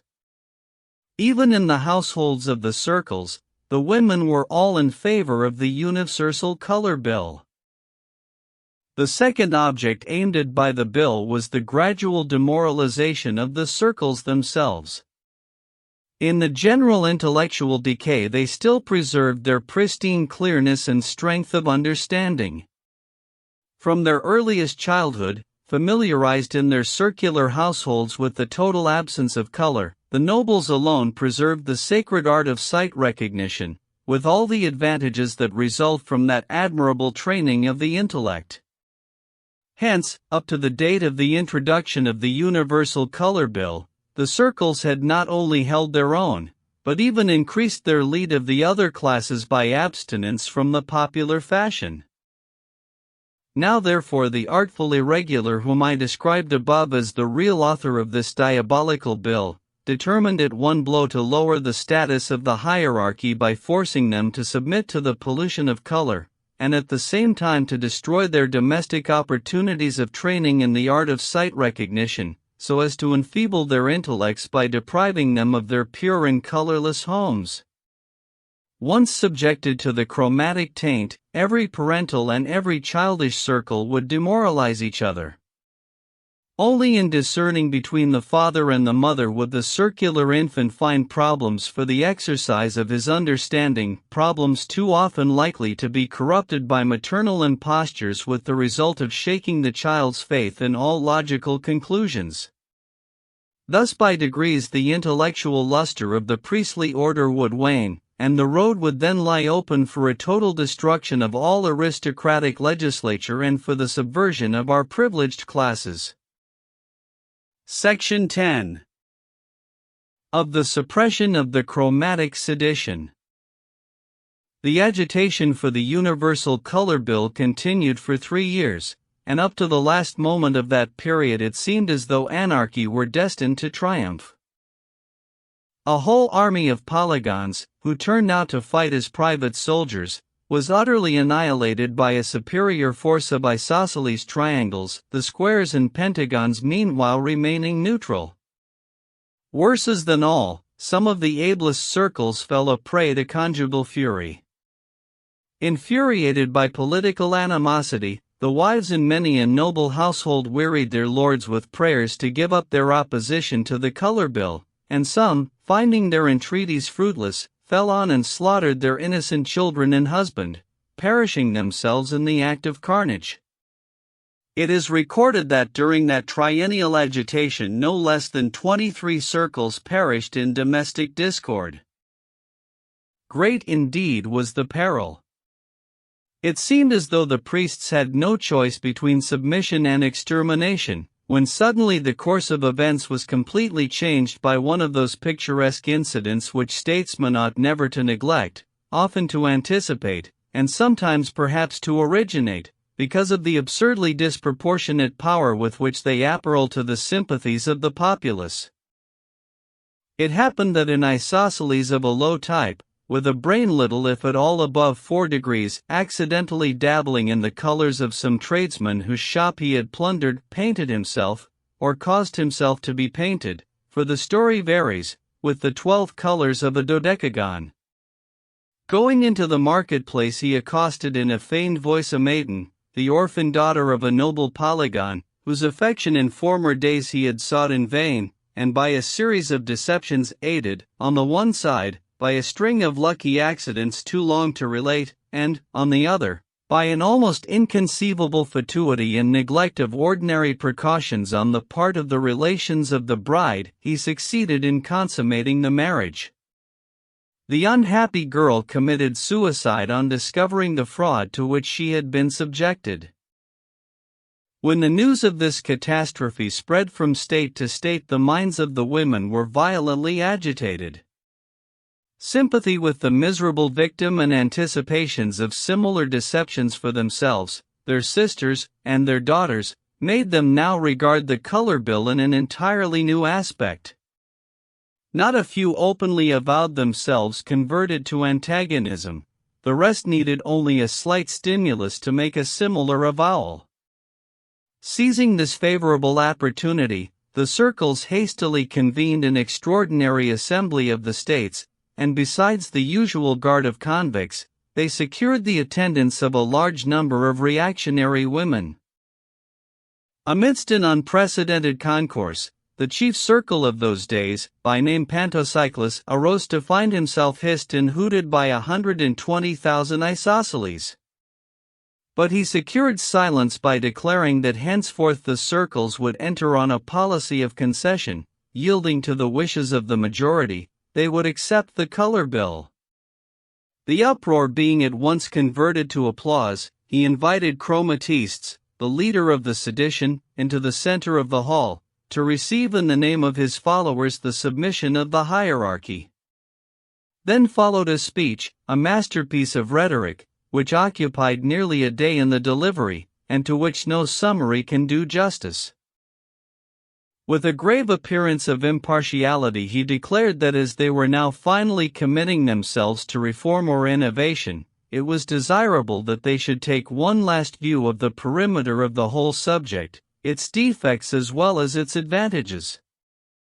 Gradually introduction the mention of the dangers to the tradesman, the professional classes and the gentlemen, he silenced the rising murmurs of the isosceles by reminding them that, in spite of all these defects, he was willing to accept the bill if it was approved by the majority. But it was manifest that all, except the isosceles, were moved by his words and were either neutral or averse to the bill. Turning now to the workmen, he asserted that their interests must not be neglected, and that, if they intended to accept the color bill, they ought at least to do so with full view of the consequences. Many of them, he said, were on the point of being admitted to the class of the regular triangles. Others anticipated for their children a distinction they could not hope for themselves. That honorable ambition would not have to be sacrificed. With the universal adoption of color, all distinctions would cease, regularity would be confused with irregularity, development would give place to retrogression, the workman would in a few generations be degraded to the level of the militia, or even the convict class. Political power would be in the hands of the greatest number, that is to say the criminal classes, who were already more numerous than the workmen, and would soon outnumber all the other classes put together when the usual compensative laws of nature were violated. A subdued murmur of assent ran through the ranks of the artisans, and chromatists, in alarm, attempted to step forward and address them. But he found himself encompassed with guards and forced to remain silent while the chief circle in a few impassioned words made a final appeal to the women, exclaiming that, if the color bill passed, no marriage would henceforth be safe, no woman's honor secure, fraud, deception, hypocrisy would pervade every household, domestic bliss would share the fate of the Constitution and pass to speedy perdition. Sooner than this, he cried, come death. At these words, which were the preconcerted signal for action, the isosceles convicts fell on and transfixed the wretched chromatists. The regular classes, opening their ranks, made way for a band of women who, under direction of the circles, moved back foremost, invisibly and unerringly upon the unconscious soldiers. The artisans, imitating the example of their betters, also opened their ranks. Meantime, bands of convicts occupied every entrance with an impenetrable phalanx. The battle, or rather carnage, was of short duration. Under the skillful generalship of the circles, almost every woman's charge was fatal, and very many extracted their sting uninjured, ready for a second slaughter. But no second blow was needed. The rabble of the isosceles did the rest of the business for themselves. Surprised, leaderless, attacked in front by invisible foes, and finding egress cut off by the convicts behind them, they at once, after their manner, lost all presence of mind, and raised the cry of treachery. This sealed their fate. Every isosceles now saw and felt a foe in every other. In half an hour not one of that vast multitude was living, and the fragments of 70,000 of the criminal class slain by one another's angles attested the triumph of order. The circles delayed not to push their victory to the uttermost. The working men they spared but decimated. The militia of the equilaterals was at once called out, and every triangle suspected of irregularity on reasonable grounds was destroyed by court-martial, without the formality of exact measurement by the social board. The homes of the military and artisan classes were inspected in a course of visitation extending through upwards of a year, and during that period every town, village, and hamlet was systematically purged of that excess of the lower orders which had been brought about by the neglect to pay the tribute of criminals to the schools and university, and by the violation of other natural laws of the Constitution of Flatland. Thus the balance of classes was again restored. Needless to say that henceforth the use of color was abolished, and its possession prohibited. Even the utterance of any word denoting color, except by the circles or by qualified scientific teachers, was punished by a severe penalty. Only at our university in some of the very highest and most esoteric classes, which I myself have never been privileged to attend, it is understood that the sparing use of color is still sanctioned for the purpose of illustrating some of the deeper problems of mathematics. But of this I can only speak from hearsay. Elsewhere in Flatland, color is non-existent. The art of making it is known to only one living person, the chief circle for the time being, and by him it is handed down on his deathbed to none but his successor. One manufactory alone produces it, and, lest the secret should be betrayed, the workmen are annually consumed, and fresh ones introduced. So great is the terror with which even now our aristocracy looks back to the far distant days of the agitation for the Universal Color Bill. Section 11. Concerning our priests. It is high time that I should pass from these brief and discursive notes about things in Flatland to the central event of this book, my initiation into the mysteries of space. That is my subject. All that has gone before is merely preface. For this reason I must omit many matters of which the explanation would not, I flatter myself, be without interest for my readers, as for example, our method of propelling and stopping ourselves, although destitute of feet, the means by which we give fixity to structures of wood, stone, or brick, although of course we have no hands, nor can we lay foundations as you can, nor avail ourselves of the lateral pressure of the earth, the manner in which the rain originates in the intervals between our various zones, so that the northern regions do not intercept the moisture falling on the southern, the nature of our hills and mines, our trees and vegetables, our seasons and harvests, our alphabet and method of writing, adapted to our linear tablets. These and 100 other details of our physical existence I must pass over, nor do I mention them now except to indicate to my readers that their omission proceeds not from forgetfulness on the part of the author, but from his regard for the time of the reader. Yet before I proceed to my legitimate subject, some few final remarks will no doubt be expected by my readers upon these pillars and mainstays of the Constitution of Flatland, the controllers of our conduct and shapers of our destiny, the objects of universal homage and almost of adoration. Need I say that I mean our circles or priests? When I call them priests, let me not be understood as meaning no more than the term denotes with you. With us, our priests are administrators of all business, art, and science, directors of trade, commerce, generalship, architecture, engineering, education, statesmanship, legislature, morality, theology, doing nothing themselves. They are the causes of everything worth doing, that is done by others. Although popularly everyone called a circle is deemed a circle, yet among the better educated classes it is known that no circle is really a circle, but only a polygon with a very large number of very small sides. As the number of the sides increases, a polygon approximates to a circle, and, when the number is very great indeed, say for example 300 or 400, it is extremely difficult for the most delicate touch to feel any polygonal angles.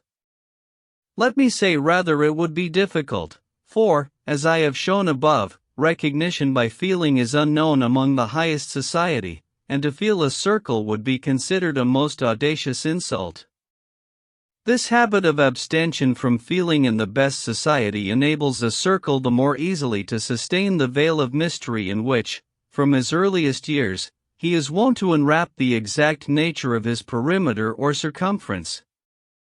3 feet being the average perimeter, it follows that, in a polygon of 300 sides, each side will be no more than the 100th part of a foot in length, or little more than the 10th part of an inch, and in a polygon of 600 or 700 sides the sides are little larger than the diameter of a spaceland pinhead. It is always assumed, by courtesy, that the chief circle for the time being has 10,000 sides. The ascent of the posterity of the circles in the social scale is not restricted, as it is among the lower regular classes, by the law of nature which limits the increase of sides to 1 in each generation. If it were so, the number of sides in the circle would be a mere question of pedigree and arithmetic, and the 497th descendant of an equilateral triangle would necessarily be a polygon with 500 sides. But this is not the case. Nature's law prescribes two antagonistic decrees affecting circular propagation. First, that as the race climbs higher in the scale of development, so development shall proceed at an accelerated pace. Second, that in the same proportion, the race shall become less fertile. Consequently, in the home of a polygon of 400 or 500 sides, it is rare to find a son; more than one is never seen. On the other hand, the son of a 500-sided polygon has been known to possess 550, or even 600 sides. Art also steps in to help the process of higher evolution. Our physicians have discovered that the small and tender sides of an infant polygon of the higher class can be fractured, and his whole frame reset, with such exactness that a polygon of 200 or 300 sides sometimes, by no means always, for the process is attended with serious risk, but sometimes overleaps 200 or 300 generations, and as it were double at a stroke, the number of his progenitors and the nobility of his descent. Many a promising child is sacrificed in this way. Scarcely 1 out of 10 survives. Yet so strong is the parental ambition among those polygons who are, as it were, on the fringe of the circular class, that it is very rare to find the nobleman of that position in society who has neglected to place his firstborn in the circular neotherapeutic gymnasium before he has attained the age of a month. 1 year determines success or failure. At the end of that time, the child has, in all probability, added one more to the tombstones that crowd the neotherapeutic cemetery, but on rare occasional a glad procession bears back the little one to his exultant parents, no longer a polygon, but a circle, at least by courtesy, and a single instance of so blessed a result induces multitudes of polygonal parents to submit to simio-domestic sacrifice, which have a dissimilar issue. Section 12. Of the doctrine of our priests. As to the doctrine of the circles, it may briefly be summed up in a single maxim: attend to your configuration. Whether political, ecclesiastical, or moral, all their teaching has for its object the improvement of individual and collective configuration, with special reference of course to the configuration of the circles, to which all other objects are subordinated. It is the merit of the circles that they have effectually suppressed those ancient heresies which led men to waste energy and sympathy in the vain belief that conduct depends upon will, effort, training, encouragement, praise, or anything else but configuration. It was Pantocyclus, the illustrious circle mentioned above, as the queller of the color revolt, who first convinced mankind that configuration makes the man, that if, for example, you are born in isosceles with 2 uneven sides, you will assuredly go wrong unless you have them made even, for which purpose you must go to the isosceles hospital. Similarly, if you are a triangle, or square, or even a polygon, born with any irregularity, you must be taken to one of the regular hospitals to have your disease cured, otherwise you will end your days in the state prison or by the angle of the state executioner. All faults or defects, from the slightest misconduct to the most flagitious crime, Pantocyclus attributed to some deviation from perfect regularity in the bodily figure, caused perhaps, if not congenital, by some collision in a crowd, by neglect to take exercise, or by taking too much of it, or even by a sudden change of temperature, resulting in a shrinkage or expansion in some too susceptible part of the frame. Therefore, concluded that illustrious philosopher, neither good conduct nor bad conduct is a fit subject, in any sober estimation, for either praise or blame.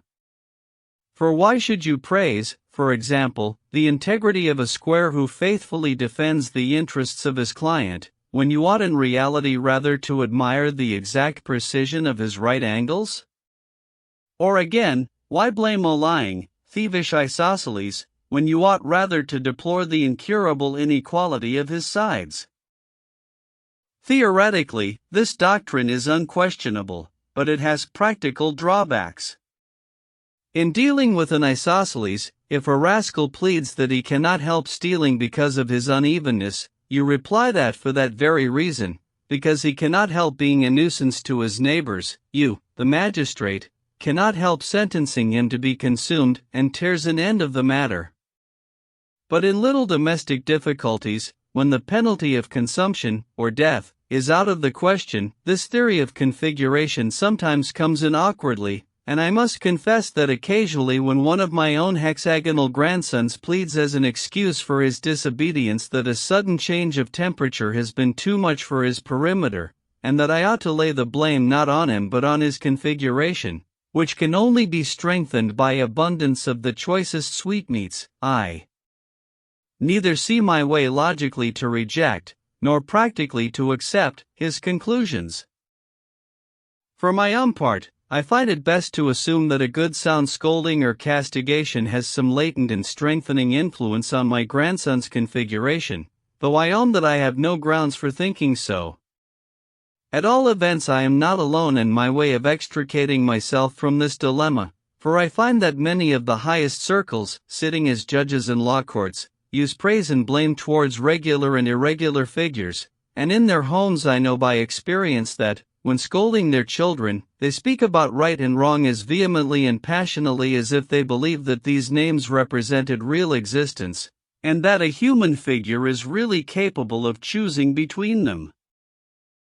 Constantly carrying out their policy of making configuration the leading idea in every mind, the circles reverse the nature of that commandment which in Spaceland regulates the relations between parents and children. With you, children are taught to honor their parents, with us. Next to the circles, who are the chief object of universal homage, a man is taught to honor his grandson, if he has one, or, if not, his son. By honor, however, is by no means mean indulgence, but a reverent regard for their highest interests, and the circles teach that the duty of fathers is to subordinate their own interests to those of posterity, thereby advancing the welfare of the whole state as well as that of their own immediate descendants. The weak point in the system of the circles, if a humble square may venture to speak of anything circular as containing any element of weakness, appears to me to be found in their relations with women. As it is of the utmost importance for society that irregular births should be discouraged, it follows that no woman who has any irregularities in her ancestry is a fit partner for one who desires that his posterity should rise by regular degrees in the social scale. Now the irregularity of a male is a matter of measurement, but as all women are straight, and therefore visibly regular so to speak, one has to devise some other means of ascertaining what I may call their invisible irregularity, that is to say their potential irregularities as regards possible offspring. This is effected by carefully kept pedigrees, which are preserved and supervised by the state, and without a certified pedigree no woman is allowed to marry. Now it might have been supposed the circled, proud of his ancestry and regardful for a posterity which might possibly issue hereafter in a chief circle, would be more careful than any other to choose a wife who had no blot on her escutcheon. But it is not so. The care in choosing a regular wife appears to diminish as one rises in the social scale. Nothing would induce an aspiring isosceles, who has hopes of generating an equilateral son, to take a wife who reckoned a single irregularity among her ancestors, a square or pentagon, who is confident that his family is steadily on the rise, does not incur above the 500th generation. A hexagon or dodecagon is even more careless of the wife's pedigree, but a circle has been known deliberately to take a wife who has had an irregular great-grandfather, and all because of some slight superiority of luster, or because of the charms of a low voice, which, with us, even more than with you, is thought an excellent thing in a woman. Such ill-judged marriages are, as might be expected, barren, if they do not result in positive irregularity or in diminution of sides, but none of these evils have hitherto proved sufficiently deterrent. The loss of a few sides in a highly developed Polygon iOS not easily noticed, and is sometimes compensated by a successful operation in the neotherapeutic gymnasium, as I have described above, and the circles are too much disposed to acquiesce in infecundity as a law of the superior development. Yet, if this evil be not arrested, the gradual diminution of the circular class may soon become more rapid, and the time may not be far distant when, the race being no longer able to produce a chief circle, the constitution of Flatland must fall. One other word of warning suggests itself to me, though I cannot so easily mention a remedy, and this also refers to our relations with women. About 300 years ago, it was decreed by the chief circle that, since women are deficient in reason but abundant in emotion, they ought no longer to be treated as rational, nor receive any mental education. The consequence was that they were no longer taught to read, nor even to master arithmetic enough to enable them to count the angles of their husband or children, and hence they sensibly declined during each generation in intellectual power. And this system of female non-education or quietism still prevails. My fear is that, with the best intentions, this policy has been carried so far as to react injuriously on the male sex. For the consequence is that, as things now are, we males have to lead a kind of bilingual, and I may almost say bimental, existence. With women, we speak of love, duty, right, wrong, pity, hope, and other irrational and emotional conceptions, which have no existence, and the fiction of which has no object except to control feminine exuberances, but among ourselves, and in our books, we have an entirely different vocabulary, and I may also say, idiom. Love then becomes the anticipation of benefits, duty becomes necessity or fitness, and other words are correspondingly transmuted. Moreover, among women, we use language implying the utmost deference for their sex, and they fully believe that the chief circle himself is not more devoutly adored by us than they are, but behind their backs they are both regarded and spoken of, by all but the very young, as being little better than mindless organisms. Our theology also in the women's chambers is entirely different from our theology elsewhere. Now my humble fear is that this double training, in language as well as in thought, imposes somewhat too heavy a burden upon the young, especially when, at the age of 3 years old, they are taken from the maternal care and taught to unlearn the old language, except for the purpose of repeating it in the presence of the mothers and nurses, and to learn the vocabulary and idiom of science. Already methinks I discern a weakness in the grasp of mathematical truth at the present time as compared with the more robust intellect of our ancestors 300 years ago. I say nothing of the possible danger if a woman should ever subpetitously learn to read and convey to her sex the result of her perusal of a single popular volume, nor of the possibility that the indiscretion or disobedience of some infant male might reveal to a mother the secrets of the logical dialect. On the simple ground of the enfeebling of the male intellect, I rest this humble appeal to the highest authorities to reconcile the regulations of female education. Part 2, Other World. O brave new worlds that have such people in them. Section 13. How I had a vision of Lineland. It was the last day but one of the 1999th year of our era, and the first day of the long vacation. Having amused myself till a late hour with my favorite recreation of geometry, I had retired to rest with an unsolved problem in my mind. In the night I had a dream. I saw before me a vast multitude of small straight lines, which I naturally assumed to be women, interspersed with other beings still smaller and of the nature of lustrous points, all moving to and fro in one and the same straight line, and, as nearly as I could judge, with the same velocity. A noise of confused, multitudinous chirping or twittering issued from them at intervals as long as they were moving, but sometimes they ceased from motion, and then all was silence. Approaching one of the largest of what I thought to be women, I accosted her, but received no answer. A second and third appeal on my part were equally ineffectual. Losing patience at what appeared to me intolerable rudeness, I brought my mouth to a position full in front of her mouth so as to intercept her motion, and loudly repeated my question, "Woman, what signifies this concourse, and this strange and confused chirping, and this monotonous motion to and fro in one and the same straight line?"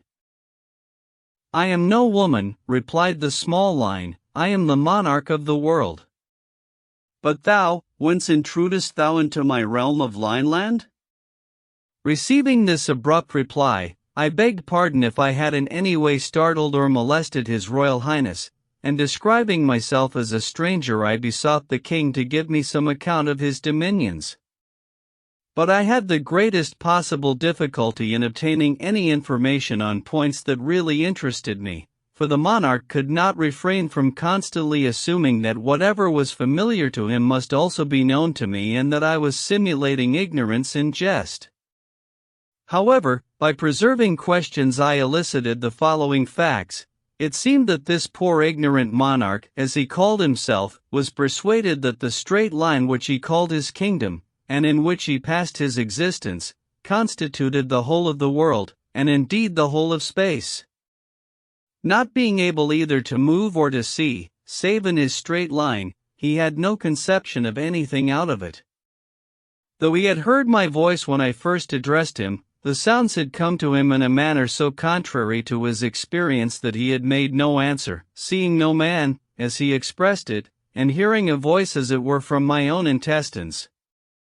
Until the moment when I placed my mouth in his world, he had neither seen me, nor heard anything except confused sounds beating against what I called his side, but what he called his inside or stomach, nor had he even now the least conception of the region from which I had come. Outside his world, or line, all was a blank to him, nay, not even a blank, for a blank implies space, rather, all was non-existent. His subjects, of whom the small lines were men and the points women, were all alike confined in motion and eyesight to that single straight line, which was their world. It need scarcely be added that the whole of their horizon was limited to a point, nor could anyone ever see anything but a point. Man, woman, child, thing each is a point to the eye of a Linelander. Only by the sound of the voice could sex or age be distinguished. Moreover, as each individual occupied the whole of the narrow path, so to speak, which constituted his universe, and no one could move to the right or left to make way for passers-by, it followed that no Linelander could ever pass another. Once neighbors, always neighbors. Neighborhood with them was like marriage with us. Neighbors remained neighbors till death did them part. Such a life, with all vision limited to a point, and all motion to a straight line, seemed to me inexpressibly dreary, and I was surprised to note the vivacity and cheerfulness of the king. Wondering whether it was possible, amid circumstances so unfavorable to domestic relations, to enjoy the pleasures of conjugal union, I hesitated for some time to question His Royal Highness on so delicate a subject, but at last I plunged into it by abruptly inquiring as to the health of his family. "My wives and children," he replied, "are well and happy."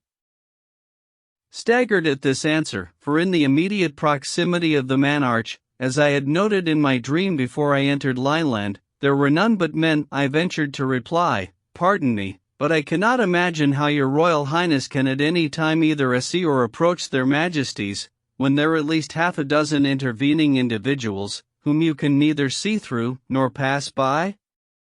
Is it possible that in Lineland proximity is not necessary for marriage and for the generation of children?" "How can you ask so absurd a question?" replied the monarch. "If it were indeed as you suggest, the universe would soon be depopulated." No, neighborhood is needless for the union of hearts, and the birth of children is too important a matter to have been allowed to depend upon such an accident as proximity. You cannot be ignorant of this.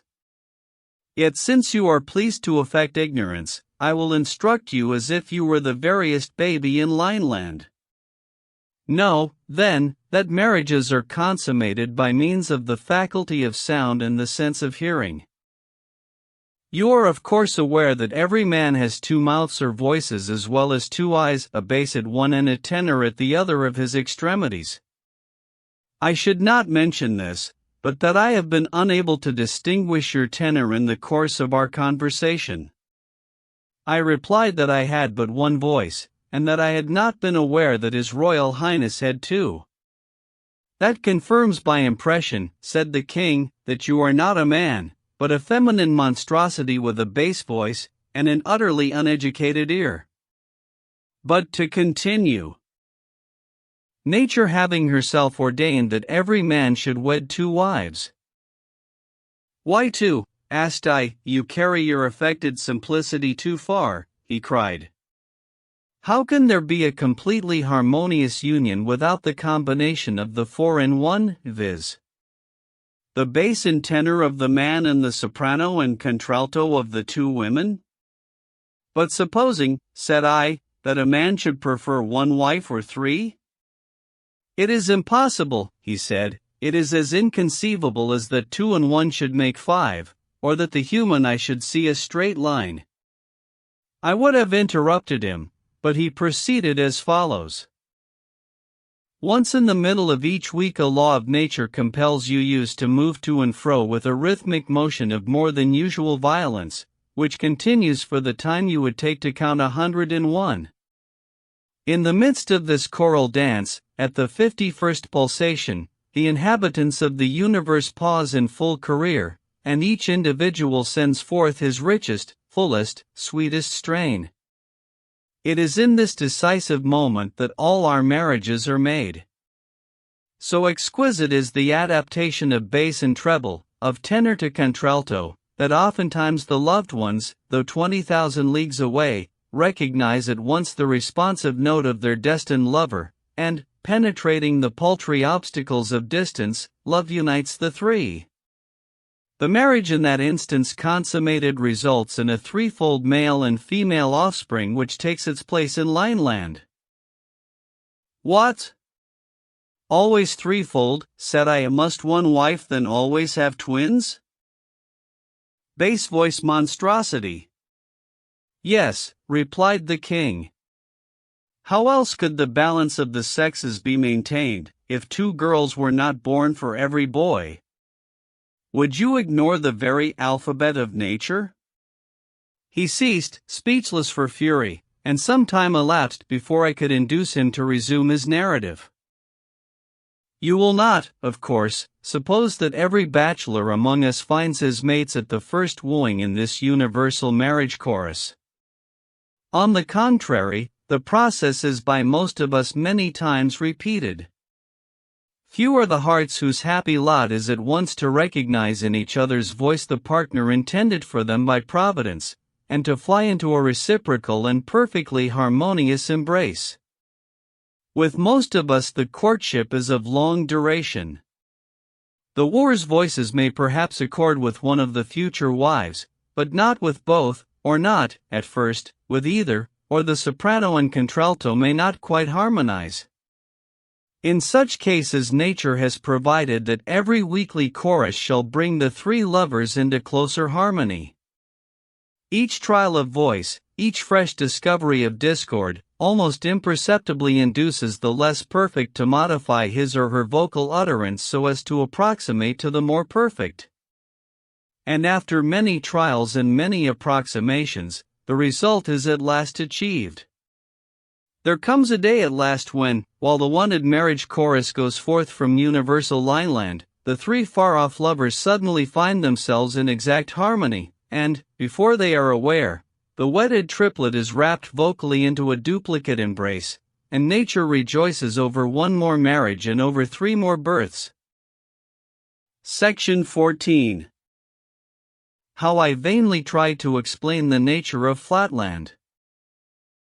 Thinking that it was time to bring down the monarch from his raptures to the level of common sense, I determined to endeavor to open up to him some glimpses of the truth, that is to say of the nature of things in Flatland. So I began thus: how does your Royal Highness distinguish the shapes and positions of his subjects? I for my part noticed by the sense of sight, before I entered your kingdom, that some of your people are lines and others points, and that some of the lines are larger. You speak of an impossibility, interrupted the king. You must have seen a vision, for to detect the difference between a line and a point by the sense of sight is, as everyone knows, in the nature of things, impossible, but it can be detected by the sneeze of hearing, and by the same means my shape can be exactly ascertained. Behold me, I am a line, the longest in Lineland, over 6 inches of space of length, I ventured to suggest. Fool, said he, space is length. Interrupt me again, and I have done. I apologized, but he continued scornfully, since you are impervious to argument, you shall hear with your ears how by means of my 2 voices I reveal my shape to my wives, who are at this moment 6,000 miles 70 yards 2 feet 8 inches away, the one to the north, the other to the south. Listen, I call to them. He chirruped, and then complacently continued, my wives at this moment receiving the sound of one of my voice, closely followed by the other, and perceiving that the latter reaches them after an interval in which sound can traverse 6,457 inches, infer that one of my mouths is 6,457 inches further from them than the other, and accordingly know my shape to be 6,457 inches. But you will of course understand that my wives do not make this calculation every time they hear my 2 voices. They made it, once for all, before we were married. But they could make it at any time. And in the same way I can estimate the shape of any of my male subjects by the sense of sound. But how, said I, if a man feigns a woman's voice with one of his 2 voices, or so disguises his southern voice that it cannot be recognized as the echo of the northern? May not such deceptions cause great inconvenience? And have you no means of checking frauds of this kind by commanding your neighboring subjects to feel one another? This of course was a very stupid question, for feeling could not have answered the purpose, but I asked with the view of irritating the monarch, and I succeeded perfectly. What? Cried he in horror, explain your meaning. Feel, touch, come into contact, I replied. If you mean by feeling, said the king, approaching so close as to leave no space between 2 individuals, know, stranger, that this offense is punishable in my dominions by death. And the reason is obvious. The frail form of a woman, being liable to be shattered by such an approximation, must be preserved by the state, but since women cannot be distinguished by the sense of sight from men, the law ordains universally that neither man nor woman shall be approached so closely as to destroy the interval between the approximator and the approximated. And indeed what possible purpose would be served by this illegal and unnatural excess of approximation which you call touching, when all the ends of so brutal and coarse a process are attained at once more easily and more exactly by the sense of hearing? As to your suggested danger of deception, it is not existent, for the voice, being the essence of one's being, cannot be thus changed at will. But come, suppose that I had the power of passing through solid things, so that I could penetrate my subjects, one after another, even to the number of 1,000,000,000, verifying the size and distance of each by the sense of feeling, how much time and energy would be wasted in this clumsy and inaccurate method? Whereas now, in one moment of audition, I take as it were the census and statistics, local, corporeal, mental and spiritual, of every living being in Lineland. Hark, only hark! So saying he paused and listened, as if in an ecstasy, to a sound which seemed to me no better than a tiny chirping from an innumerable multitude of Lilliputian grasshoppers. Truly, replied I, your sense of hearing serves you in good stead, and fills up many of your deficiencies. But permit me to point out that your life in Lineland must be deplorably dull. To see nothing but a point. Not even to be able to contemplate a straight line. Nay, not even to know what a straight line is. To see, yet to be cut off from those linear prospects which are vouchsafed to us in Flatland. Better surely to have no sense of sight at all than to see so little. I grant you I have not your discriminative faculty of hearing, for the concert of all Lineland which gives you such intense pleasure, is to me no better than a multitudinous twittering or chirping. But at least I can discern, by sight, a line from a point. And let me prove it. Just before I came into your kingdom, I saw you dancing from left to right, and then from right to left, with 7 men and a woman in your immediate proximity on the left, and 8 men and 2 women on your right. Is not this correct?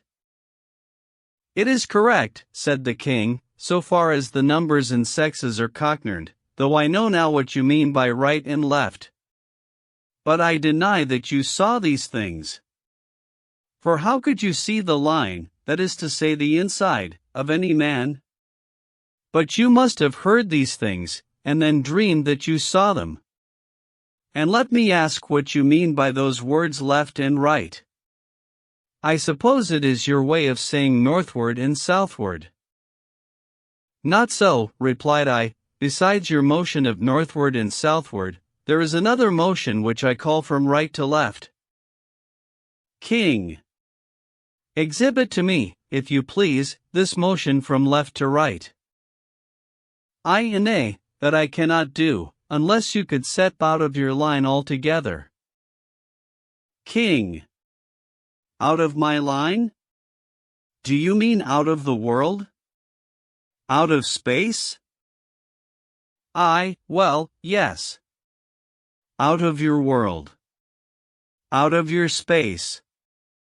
For your space is not the true space. True space is a plane, but your space is only a line. King. If you cannot indicate this motion from left to right by yourself moving in it, then I beg you to describe it to me in words. If you cannot tell your right side from your left, I fear that no words of mine can make my meaning clearer to you. But surely you cannot be ignorant of so simple a distinction. King. I do not in the least understand you. Alas! How shall I make it clear? When you move straight on, does it not sometimes occur to you that you could move in some other way, turning your eye round so as to look in the direction towards which your side is now fronting? In other words, instead of always moving in the direction of one of your extremities, do you never feel a desire to move in the direction, so to speak, of your side? King. Never. And what do you mean? How can a man's inside front in any direction? Or how can a man move in the direction of his inside? Well then, since words cannot explain the matter, I will try deeds, and will move gradually out of Lineland in the direction which I desire to indicate to you. At the word I began to move my body out of Lineland. As long as any part of me remained in his dominion and in his view, the king kept exclaiming, I see you still, you are not moving. But when I had at last moved myself out of his line, he cried in his shrillest voice, She is vanished, she is dead. I am not dead, replied I am simply out of Lineland, that is to say, out of the straight line which you call space, and in the true space, where I can see things as they are. And at this moment I can see your line, or side or inside as you are pleased to call it, and I can see also the men and women on the north and south of you, whom I will now enumerate, describing their order, their size, and the interval between each. When I had done this at great length, I cried triumphantly, Does that at last convince you? And, with that, I once more entered Lineland, taking up the same position as before. But the monarch replied, "If you were a man of sense, though, as you appear to have only one voice, I have little doubt you are not a man but a woman, but, if you had a particle of sense, you would listen to reason. You ask me to believe that there is another line besides that which my senses indicate, and another motion besides that of which I am daily conscious. I, in return, ask you to describe in words or indicate by motion that other line of which you speak. Instead of moving, you merely exercise some magic art of vanishing and returning to sight, and instead of any lucid description of your new world, you simply tell me the numbers and sizes of some 40 of my retinue, facts known to any child in my capital.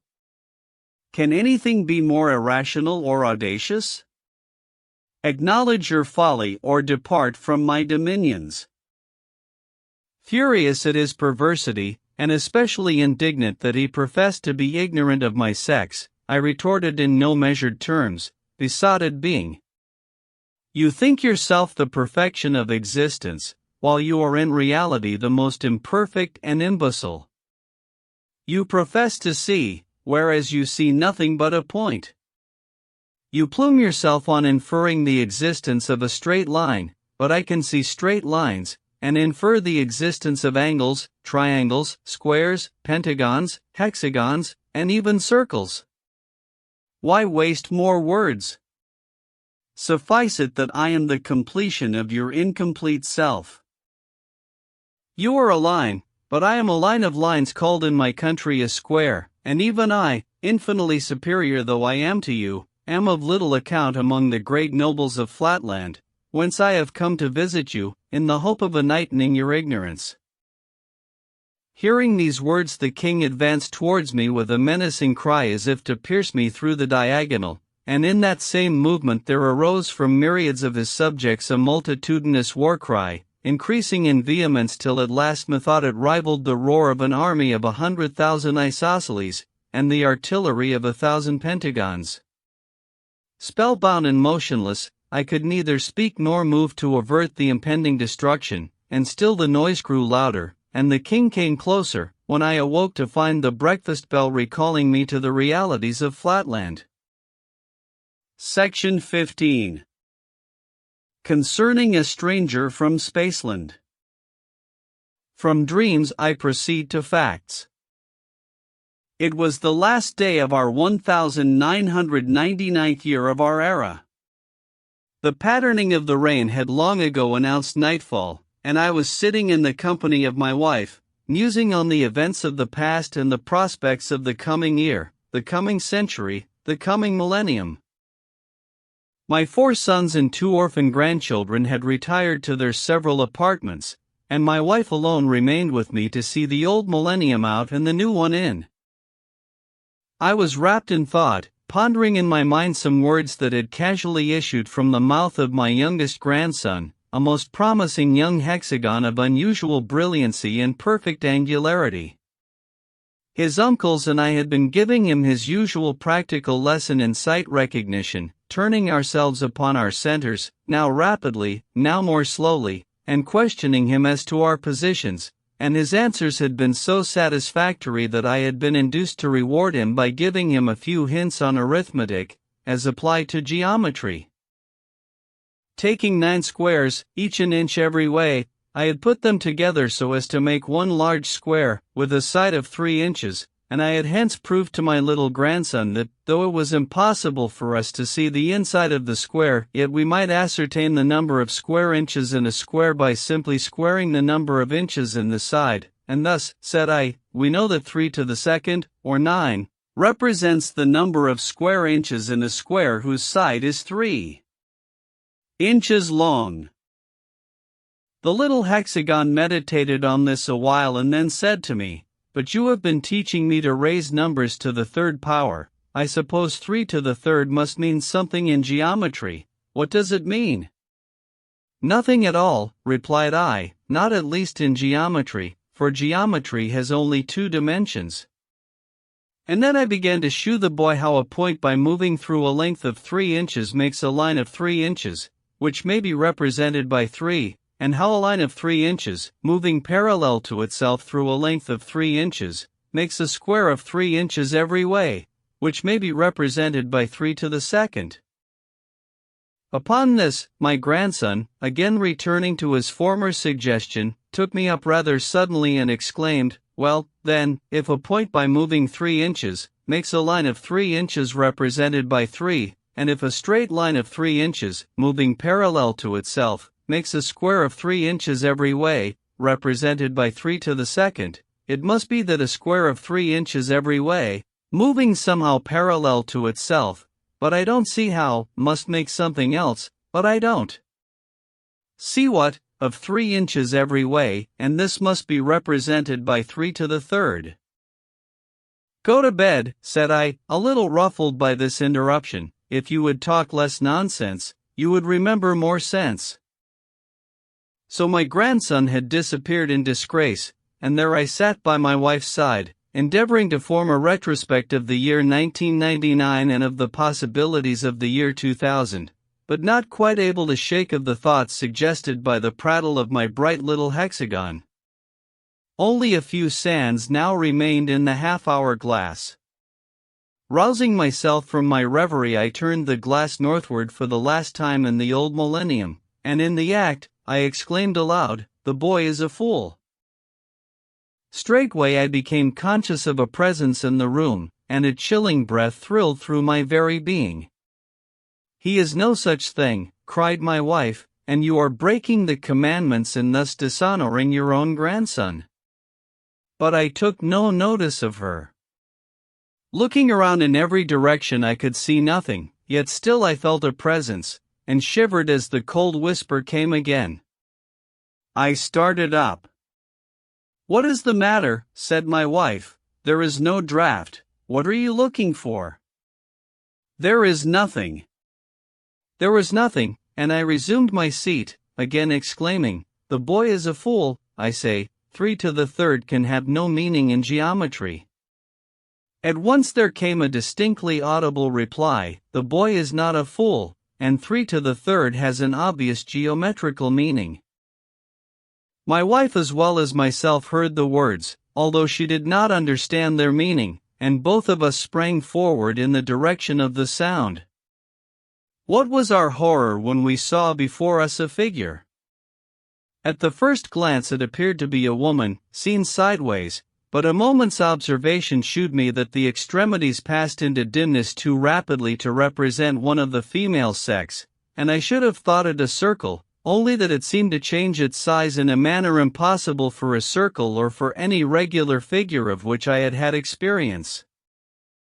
But my wife had not my experience, nor the coolness necessary to note these characteristics. With the usual hastiness and unreasoning jealousy of her sex, she flew at once to the conclusion that a woman had entered the house through some small aperture. "How comes this person here?" she exclaimed. "You promised me, my dear, that there should be no ventilators in our new house." "Nor are they any," said I, "but what makes you think that the stranger is a woman?" "I see by my power of sight recognition." "Oh, I have no patience with your sight recognition," replied she. "Feeling is believing, and a straight line to the touch is worth a circle to the sight." 2 Proverbs, very common with the Freilier sex in Flatland. "Well," said I, for I was afraid of irritating her, "if it must be so, demand an introduction." Assuming her most gracious manner, my wife advanced towards the stranger. "Permit me, madam, to feel and be felt by." Then, suddenly recoiling, "Oh! It is not a woman, and there are no angles either, not a trace of one. Can it be that I have so misbehaved to a perfect circle?" "I am indeed, in a certain sense a circle," replied the voice, "and a more perfect circle than any in Flatland, but to speak more accurately, I am many circles in one." Then he added more mildly, "I have a message, dear madam, to your husband, which I must not deliver in your presence, and, if you would suffer us to retire for a few minutes," but my wife would not listen to the propsal that our august visitor should so incommode himself, and assuring the circle that the hour of her own retirement had long passed, with many reiterated apologies for her recent indiscretion, she at last retreated to her apartment. I glanced at the half-hour glass. The last sands had fallen. The third millennium had begun. Section 16. How the stranger vainly endeavored to reveal to me in words the mysteries of Spaceland. As soon as the sound of the peace cry of my departing wife had died away, I began to approach the stranger with the intention of taking a nearer view and of bidding him be seated, but his appearance struck me dumb and motionless with astonishment. Without the slightest symptoms of angularity, he nevertheless varied every instant with gradations of size and brightness scarcely possible for any figure within the scope of my experience. The thought flashed across me that I might have before me a burglar or cutthroat, some monstrous irregular isosceles, who, by feigning the voice of a circle, had obtained admission somehow into the house, and was now preparing to stab me with his acute angle.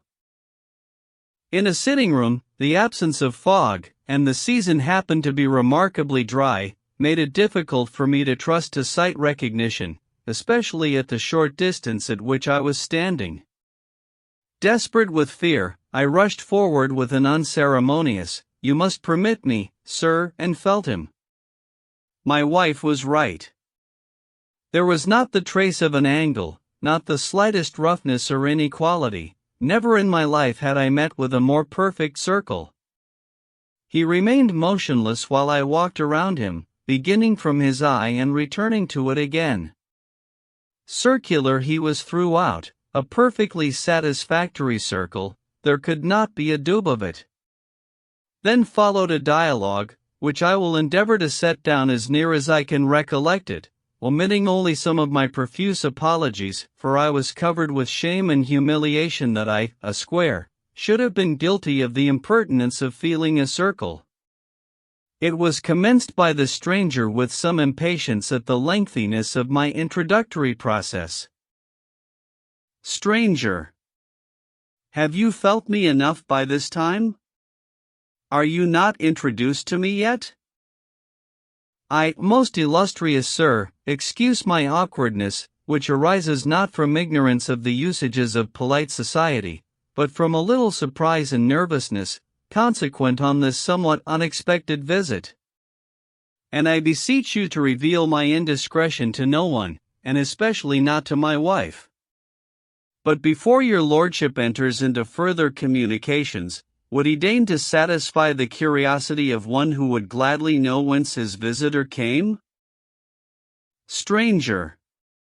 From space, sir, whence else? Pardon me, my lord, but is not your lordship already in space, your lordship and his humble servant, even at this moment? Stranger. Pooh. What do you know of space? Define space. Space, my lord, is height and breadth indefinitely prolonged. Stranger. Exactly, you see you do not even know what space is. You think it is of 2 dimensions only, but I have come to announce to you a third, height, breadth, and length. Your lordship is pleased to be merry. We also speak of length and height, or breadth and thickness, thus denoting 2 dimensions by 4 names. Stranger. But I mean not only 3 names, but 3 dimensions. Would your lordship indicate or explain to me in what direction is the 3rd dimension, unknown to me? Stranger. I came from it. It is up above and down below. My lord means seemingly that it is northward and southward. Stranger. I mean nothing of the kind. I mean a direction in which you cannot look, because you have no eye in your side. Pardon me, my lord, a moment's inspection will convince your lordship that I have a perfectly luminary at the juncture of my 2 sides. Stranger, yes, but in order to see into space you ought to have an eye, not on your perimeter, but on your side, that is, on what you would probably call your inside, but we in Spaceland should call it your side. An eye in my inside. An eye in my stomach. Your lordship jests. Stranger. I am in no jesting humor. I tell you that I come from space, or, since you will not understand what space means, from the land of 3 dimensions whence I but lately looked down upon your plane which you call space forsooth. From that position of advantage I discern all that you speak of as solid, by which you mean enclosed on 4 sides, your houses, your churches, your very chests and safes, yes even your insides and stomachs, all lying open and exposed to my view. Such assertions are easily made, my lord. Stranger. But not easily proved, you mean. But I mean to prove mine. When I descended here, I saw your 4 sons, the pentagons, each in his apartment, and your 2 grandsons the hexagons. I saw your youngest hexagon remain a while with you and then retire to his room, leaving you and your wife alone. I saw your isosceles servants, 3 in number, in the kitchen at supper, and the little page in the scullery. Then I came here, and how do you think I came? Through the roof, I suppose. Strange. Not so. Your roof, as you know very well, has been recently repaired, and has no aperture by which even a woman could penetrate. I tell you I come from space. Are you not convinced by what I have told you of your children and household? Your lordship must be aware that such facts touching the belongings of his humble servant might be easily ascertained by anyone of the neighborhood possessing your lordship's ample means of information. Stranger. To himself. What must I do? Stay, one more argument suggests itself to me. When you see a straight line, your wife, for example, how many dimensions do you attribute to her? Your lordship would treat me as if I were one of the vulgar who, being ignorant of mathematics, suppose that a woman is really a straight line, and only of 1 dimension. No, my lord, we squares are better advised, and are as well aware of your lordship that a woman, though popularly called a straight line, is, really and scientifically, a very thin parallelogram, possessing 2 dimensions, like the rest of us, viz., length and breadth, or thickness. Stranger. But the very fact that a line is visible implies that it possesses yet another dimension. My lord, I have just acknowledged that a woman is broad as well as long.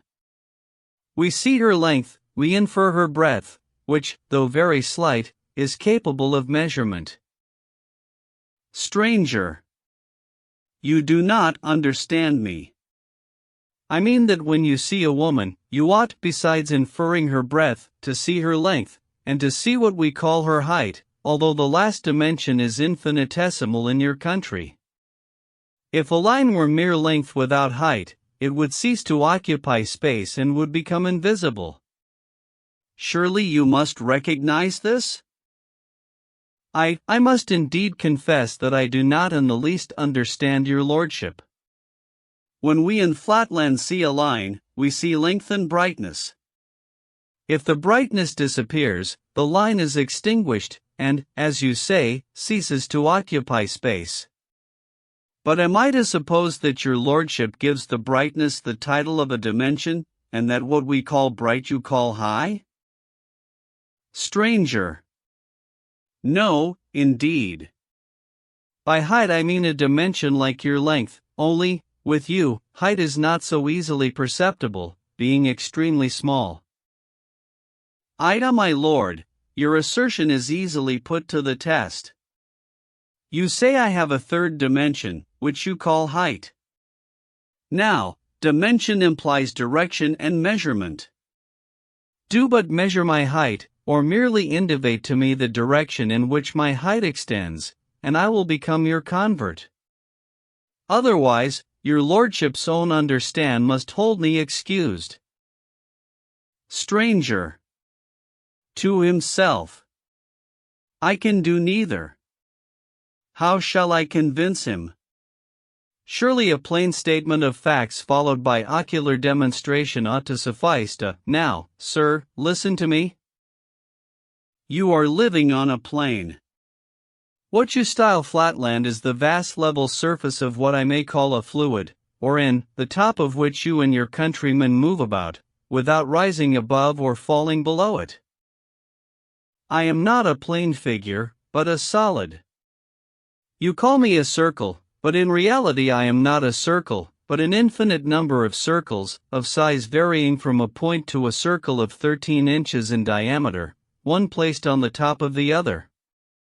When I cut through your plane as I am now doing, I make in your plane a section which you, very rightly, call a circle.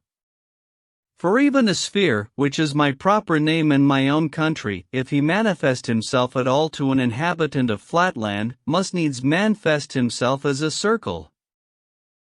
Do you not remember, for I, who see all things, discerned last night the phantasmal vision of Lineland written upon your brain? Do you not remember, I say, how when you entered the realm of Lineland, you were compelled to manifest yourself to the king, not as a square, but as a line, because that linear realm had not dimensions enough to represent the whole of you, but only a slice or section of you? In precisely the same way, your country of 2 dimensions is not spacious enough to represent me, a being of 3, but can only exhibit a slice or section of me, which is what you call a circle. The diminished brightness of your eye indicates incredulity. But now prepare to receive proof positive of the truth of my assertions. You cannot indeed see more than one of my sections, or circles, at a time, for you have no power to raise your eye out of the plane of Flatland, but you can at least see that, as I rise in space, so my sections become smaller. See now, I will rise, and the effect upon your eye will be that my circle will become smaller and smaller till it dwindles to a point and finally vanishes. There was no rising that I could see, but he diminished and finally vanished. I winked once or twice to make sure that I was not dreaming. But it was no dream. For from the depths of nowhere came forth a hollow voice. Close to my heart it seemed. Am I quite gone? Are you convinced now? Well, now I will gradually return to Flatland and you shall see my section become larger and larger. Every reader in Spaceland will easily understand that my mysterious guest was speaking the language of truth and even of simplicity. But to me, proficient though I was in Flatland mathematics, it was by no means a simple matter. The rough diagram given above will make it clear to any Spaceland child that the sphere, ascending in the 3 positions indicated there, must needs have manifested himself to me, or to any Flatlander, as a circle, at first of full size, then small, and at last very small indeed, approaching to a point. But to me, although I saw the facts before me, the causes were as dark as ever. All that I could comprehend was, that the circle had made himself smaller and vanished, and that he had now reappeared and was rapidly making himself larger. When he regained his original size, he heaved a deep sigh, for he perceived by my silence that I had altogether failed to comprehend him. And indeed I was now inclining to the belief that he must be no circle at all, but some extremely clever juggler, or else that the old wives' tales were true, and that after all there were such people as enchanters and magicians. After a long pause he muttered to himself, "One resource alone remains, if I am not to resort to action. I must try the method of analogy." Then followed a still longer silence, after which he continued our dialogue. Sphere. Tell me, Mr. Mathematician, if a point moves northward, and leaves a luminous wake, what name would you give to the wake? I. A straight line. Sphere. And a straight line has how many extremities? I. 2. Sphere. Now conceive the northward straight line mobbing parallel to itself, east and west, so that every point in it leaves behind it the wake of a straight line. What name will you give to the figure thereby formed? We will suppose that it moves through a distance equal to the original straight line. What name, I say? A square. Sphere. And how many sides has a square? How many angles? I have 4 sides and 4 angles. Sphere. Now stretch your imagination a little, and conceive a square in Flatland, moving parallel to itself upward. What? Northward? Sphere. No, not northward, upward, out of Flatland altogether.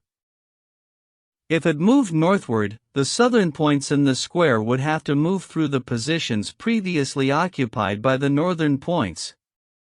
But that is not my meaning. I mean that every point in you, for you are a square and will serve the purpose of my illustration, every point in you, that is to say in what you call your inside, is to pass upwards through space in such a way that no point shall pass through the position previously occupied by any other point, but each point shall describe a straight line of its own. This is all in accordance with analogy. Surely it must be clear to you. Restraining my impatience, for I was now under a strong temptation to rush blindly at my visitor and to precipitate him into space, or out of Flatland, anywhere, so that I could get rid of him, I replied. And what may be the nature of the figure which I am to shape out by this motion which you are pleased to denote by the word upward? I presume it is describable in the language of Flatland. Sphere. Oh, certainly. It is all plain and simple, and in strict accordance with analogy, only, by the way, you must not speak of the result as being a figure, but as a solid. But I will describe it to you. Or rather not I, but analogy. We began with a single point, which of course, being itself a point, has only one terminal point. One point produces a line with 2 terminal points. One line produces a square with 4 terminal points. Now you can give yourself the answer to your own question. 1, 2, 4 are evidently in geometrical progression. What is the next number? 8. Sphere. Exactly. The one square produces a something which you do not as yet know a name for, but which we call a cube with 8 terminal points. Now are you convinced? And has this creature sides, as well as angles or what you call terminal points? Sphere. Of course, and all according to analogy. But, by the way, not what you call sides, but what we call sides. You would call them solids. And how many solids or sides will appertain to this being whom I am to generate by the motion of my inside in an upward direction, and whom you call a cube? Sphere. How can you ask? And you a mathematician. The side of anything is always, if I may so say, one dimension behind the thing. Consequently, as there is no dimension behind a point has 0 sides. A line, if I may so say, has 2 sides, for the points of a line may be called by courtesy its sides. A square has 4 sides, 0, 2, 4. What progression do you call that? Arithmetical. Sphere. And what is the next number? 6. Sphere. Exactly. Then you see you have answered your own question. The cube which you will generate will be bounded by 6 sides, that is to say, 6 of your insides. You see it all now, eh? Monster, I shrieked, be thou juggler, enchanter, dream, or devil, no more will I endure thy mockeries. Either thou or I must perish. And saying these words I precipitated myself upon him. Section 17. How the sphere, having in vain tried words, resorted to deeds. It was in vain.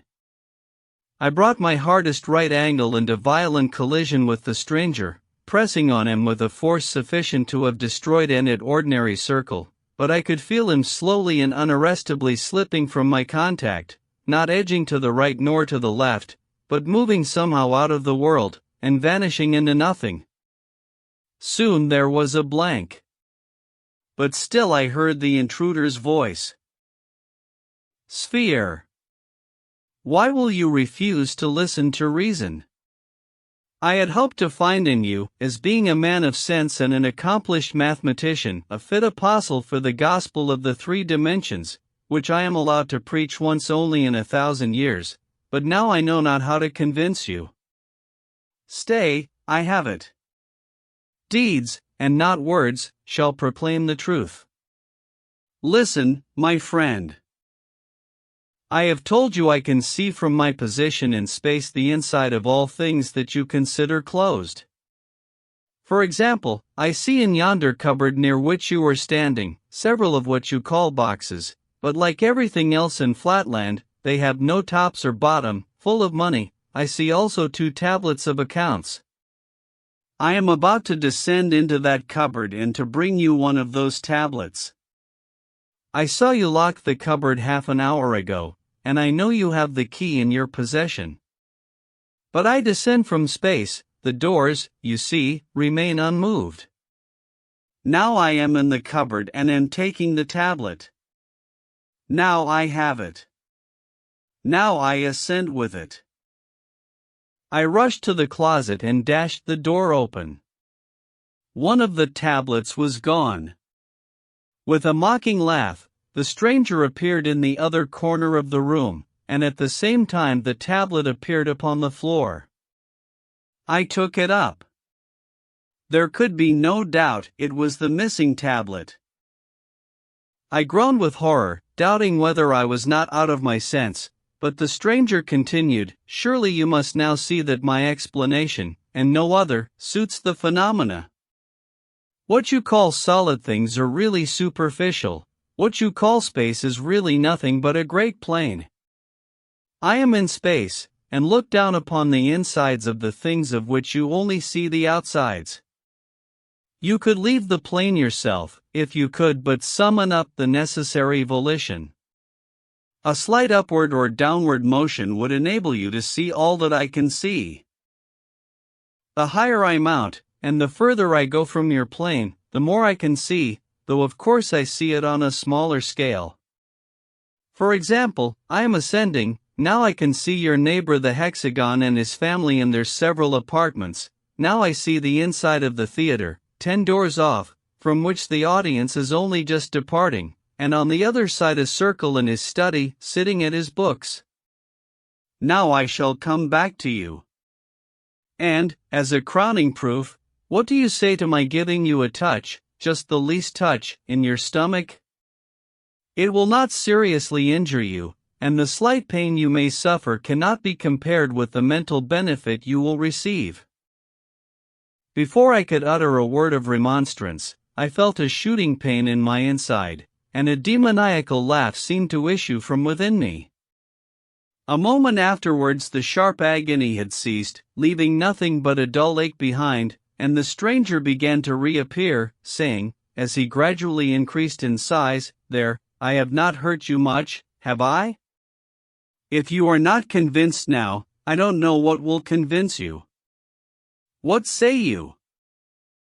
My resolution was taken.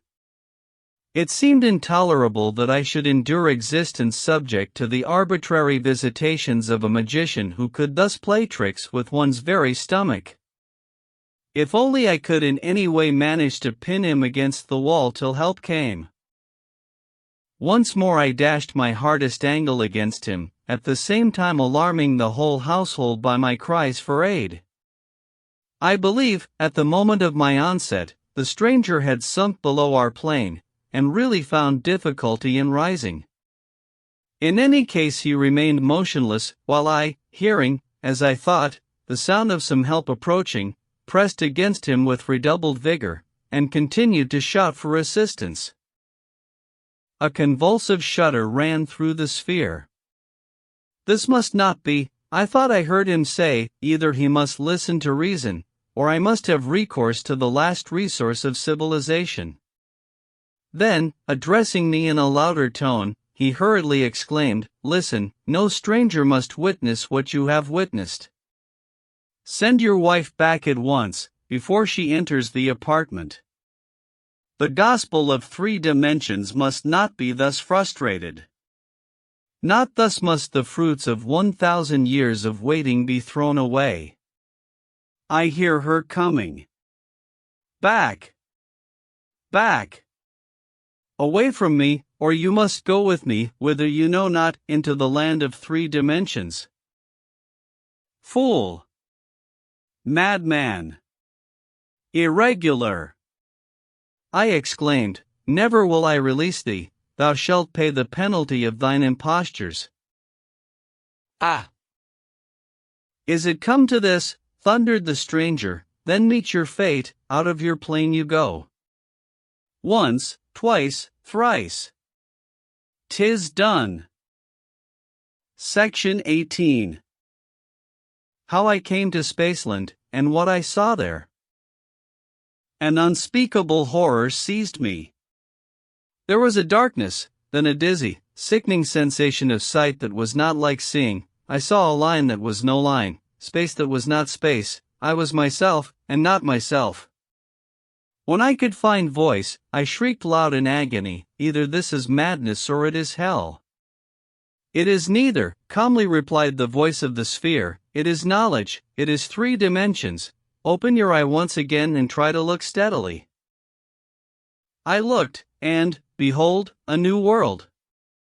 There stood before me, visibly incorporate, all that I had before inferred, conjectured, dreamed, of perfect circular beauty. What seemed the center of the stranger's form lay open to my view, yet I could see no heart, lungs, nor arteries, only a beautiful harmonious something, for which I had no words, but you, my readers in Spaceland, would call it the surface of the sphere. Prostrating myself mentally before my guide, I cried, "How it is, O divine ideal of consummate loveliness and wisdom, that I see thy inside, and yet cannot discern thy heart, thy lungs, thy arteries, thy liver?" "What you think you see not," he replied. "It is not giving to you, nor to any other being, to behold my internal parts. I am of a different order of beings from those in Flatland. Were I a circle, you could discern my intestines, but I am a being, composed, as I told you before, of many circles, the many in the one, called in this country a sphere. And, just as the outside of a cube is a square, so the outside of a sphere represents the appearance of a circle." Bewildered though I was by my teacher's enigmatic utterance, I no longer chafed against it, but worshipped him in silent adoration. He continued, with more mildness in his voice, "Distress not yourself if you cannot at first understand the deeper mysteries of Spaceland. By degrees they will dawn upon you. Let us begin by casting back a glance at the region whence you came. Return with me a while to the plains of Flatland, and I will shew you that which you have often reasoned and thought about, but never seen with the sense of sight, a visible angle." "Impossible!" I cried, but, the sphere leading the way, I followed as if in a dream, till once more his voice arrested me. "Look yonder, and behold your own pentagonal house, and all its inmates." I looked below, and saw with my physical eye all that domestic individuality which I had hitherto merely inferred with the understanding. And how poor and shadowy was the inferred conjecture in comparison with the reality which I now behold. My 4 sons calmly asleep in the northwestern rooms, my 2 orphan grandsons to the south, the servants, the butler, my daughter, all in their several apartments. Only my affection wife, alarmed by my continued absence, had quitted her room and was roving up and down in the hall, anxiously awaiting my return. Also the page, aroused by my cries, had left his room, and under pretext of ascertaining whether I had fallen somewhere in a faint, was prying into the cabinet in my study. All this I could now see, not merely infer, and as we came nearer and nearer, I could discern even the contents of my cabinet, and the 2 chests of gold, and the tablets of which the sphere had made mention. Touched by my wife's distress, I would have sprung downward to reassure her, but I found myself incapable of motion. "Trouble not yourself about your wife," said my guide, "she will not be long left in anxiety. Meantime, let us take a survey of Flatland." Once more I felt myself rising through space. It was even as the sphere had said. The further we receded from the object we beheld, the larger became the field of vision. My native city, with the interior of every house and every creature therein, lay open to my view in miniature.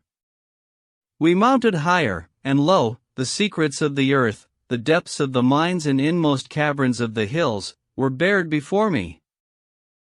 Awestruck at the sight of the mysteries of the earth, thus unveiled before my unworthy eye, I said to my companion, "Behold, I am become as a god."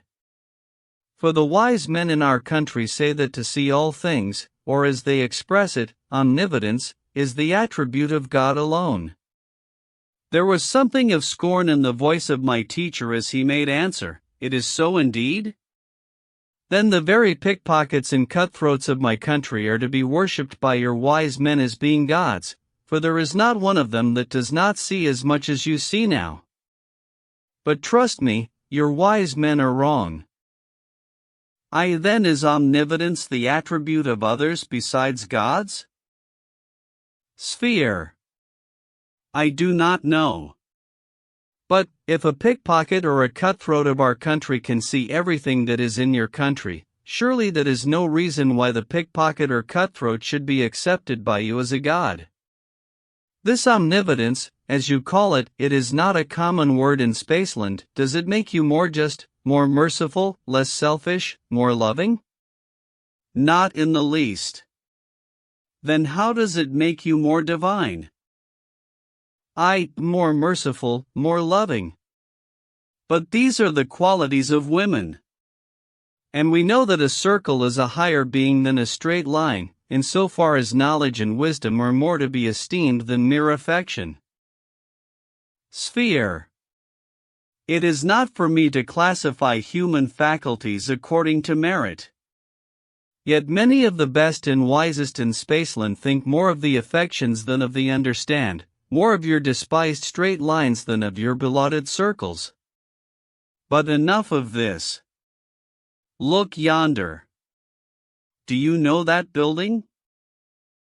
I looked, and afar off I saw an immense polygonal structure, in which I recognized the General Assembly Hall of the States of Flatland, surrounded by dense lines of pentagonal buildings at right angles to each other, which I knew to be streets, and I perceived that I was approaching the great metropolis. Here we descend, said my guide. It was now morning, the first hour of the first day of the 2000th year of our era. Acting, as was their wont, in strict accordance with precedent, the highest circles of the realm were meeting in solemn conclave, as they had met on the first hour of the first day of the year 1000, and also on the first hour of the first day of the year 0. The minutes of the previous meetings were now read by one whom I at once recognized as my brother, a perfectly symmetrical square, and the chief clerk of the High Council. It was found recorded on each occasion that, whereas the states had been troubled by diverse ill-intentioned persons pretending to have received revelations from another world, and professing to produce demonstrations whereby they had instigated to frenzy both themselves and others, it had been for this cause unanimously resolved by the Grand Council that on the first day of each millenary, special injunctions be sent to the prefects in the several districts of Flatland, to make strict search for such misguided persons, and without formality of mathematical examination, to destroy all such as were isosceles of any degree, to scourge and imprison any regular triangle, to cause any square or pentagon to be sent to the district asylum, and to arrest anyone of higher rank, sending him straightway to the capital to be examined and judged by the council. You hear your fate, said the sphere to me, while the council was passing for the third time the formal resolution. Death or imprisonment awaits the apostle of the gospel of 3 dimensions. Not so, replied I, the matter is now so clear to me, the nature of real space so palpable, that methinks I could make a child understand it. Permit me but to descend at this moment and enlighten them. Not yet, said my guide, the time will come for that. Meantime I must perform my mission.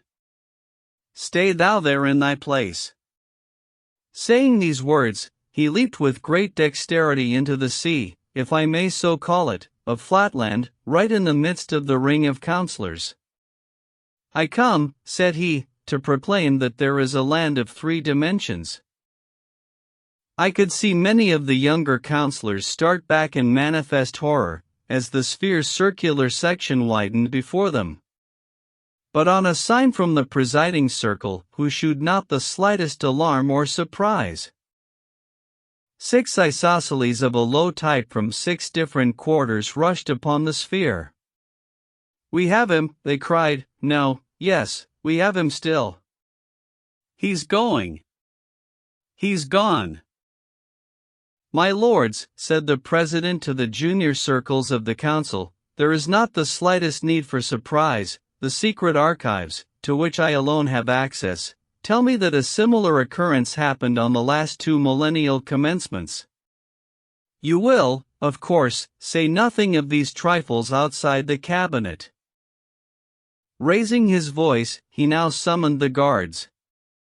Arrest the policemen, gag them. You know your duty. After he had consigned to their fate the wretched policemen, ill-fated and unwilling witnesses of a state secret which they were not to be permitted to reveal, he again addressed the councillors. My lords, the business of the council being concluded, I have only to wish you a happy new year. Before departing, he expressed, at some length, to the clerk, my excellent but most unfortunate brother, his sincere regret that, in accordance with recedent and for the sake of secrecy, he must condemn him to perpetual imprisonment, but added his satisfaction that, unless some mention were made by him of that day's incident, his life would be spared. Section 19. How, though the sphere shewed me other mysteries of Spaceland, I still desire more, and what came of it? When I saw my poor brother led away to imprisonment, I attempted to leap down into the council chamber, desiring to intercede on his behalf, or at least bid him farewell. But I found that I had no motion of my own. I absolutely depended on the volition of my guide, who said in gloomy tones, Heed not thy brother, haply thou shalt have ample time hereafter to condole with him. Follow me. Once more we ascended into space. Hitherto, said the sphere, I have shown you naught save plane figures and their interiors. Now I must introduce you to solids, and reveal to you the plan upon which they are constructed. Bellowed this multitude of movable square cards. See, I put on another, not, as you supposed, northward of the other, but on the other. Now a second, now a third. See, I am building up a solid by a multitude of squares parallel to one another. Now the solid is complete, being as high as it is long and broad, and we call it a cube. Pardon me, my lord, replied I, but to my eye the appearance is as of an irregular figure whose inside is laid open to view. In other words, methinks I see no solid, but a plane such as we infer in Flatland, only of an irregularity which betokens some monstrous criminal, so that the very sight of it is painful to my eyes. True, said the sphere, it appears to you a plane, because you are not accustomed to light and shade and perspective, just as in Flatland a hexagon would appear a straight line to one who has not the art of sight recognition. But in reality it is a solid, as you shall learn by the sense of feeling. He then introduced me to the cube, and I found that this marvelous being was indeed no plane, but a solid, and that he was endowed with 6 plane sides and 8 terminal points called solid angles, and I remembered the saying of the sphere that just such a creature as this would be formed by the square moving, in space, parallel to himself, and I rejoiced to think that so insignificant a creature as I could in some sense be called the progenitor of so illustrious an offspring. But still I could not fully understand the meaning of what my teacher had told me concerning light and shade and perspective, and I did not hesitate to put my difficulties before him. Were I to give the sphere's explanation of these matters, succinct and clear though it was, it would be tedious to an inhabitant of space, who knows these things already. Suffice it, that by his lucid statements, and by changing the position of objects and lights, and by allowing me to feel the several objects and even his own sacred person, he at last made all things clear to me, so that I could now readily distinguish between a circle and a sphere, a plane figure and a solid. This was the climax, the paradise, of my strange eventful history. Henceforth I have to relate the story of my miserable fall, most miserable, yet surely most undeserved. For why should the thirst for knowledge be aroused, only to be disappointed and punished? My volition shrinks from the painful task of recalling my humiliation, yet, like a second Prometheus, I will endure this and worse, if by any means I may arouse in the interiors of plain and solid humanity a spirit of rebellion against the conceit which would limit our dimensions to 2 or 3 or any number short of infinity. Away then with all personal considerations. Let me continue to the end, as I began, without further digressions or anticipations, pursuing the plain path of dispassionate history. The exact facts, the exact words, and they are burnt in upon my brain, shall be set down without alteration of an iota, and let my readers judge between me and destiny. The sphere would willingly have continued his lessons by indoctrinating me in the conformation of all regular solids, cylinders, cones, pyramids, pentahedrons, hexahedrons, dodecahedrons, and spheres, but I ventured to interrupt him. Not that I was wearied of knowledge. On the contrary, I thirsted for yet deeper and fuller draughts than he was offering to me. "Pardon me," said I, "O thou whom I must no longer address as the perfection of all beauty, but let me beg thee to vouchsafe thy servant a slight of thine interior." Sphere. My what? Thine interior, thy stomach, thy intestines. Sphere. Whence this ill-timed impertinent request? And what mean you by saying that I am no longer the perfection of all beauty? My lord, your own wisdom has taught me to aspire to one even more great, more beautiful, and more closely approximate to perfection than yourself. As you yourself, superior to all Flatland forms, combine many circles in one, so doubtless there is one above you who combines many spheres in one supreme existence, surpassing even the solids of Spaceland. And even as we, who are now in space, look down on Flatland and see the insides of all things, so of a certainty there is yet above us some higher, purer region, whither thou dost surely purpose to lead me, O thou whom I shall always call, everywhere and in all dimensions, my priest, philosopher, and friend, some yet more spacious space, some more dimensionable dimensionality, from the vantage ground of which we shall look down together upon the revealed insides of solid things, and where thine own intestines, and those of thy kindred spheres, will lie exposed to the view of the poor wandering exile from Flatland, to whom so much has already been vouchsafed. Sphere. Pooh. Stuff. Enough of this trifling. The time is short, and much remains to be done before you are fit to proclaim the gospel of 3 dimensions to your blind benighted countrymen in Flatland. Edwin A, gracious teacher, deny me not what I know it is in thy power to reform. Grant me but one glimpse of thine interior, and I am satisfied forever, remaining henceforth thy docile pupil, thy unemancipable slave, ready to receive all thy teachings and to feed upon the words that fall from thy lips. Sphere. Well, then, to content and silence you, let me say at once, I would shew you what you wish if I could, but I cannot. Would you have me turn my stomach inside out to oblige you? But my Lord has shown me the intestines of all my countrymen in the land of 2 dimensions by taking me with him into the land of 3.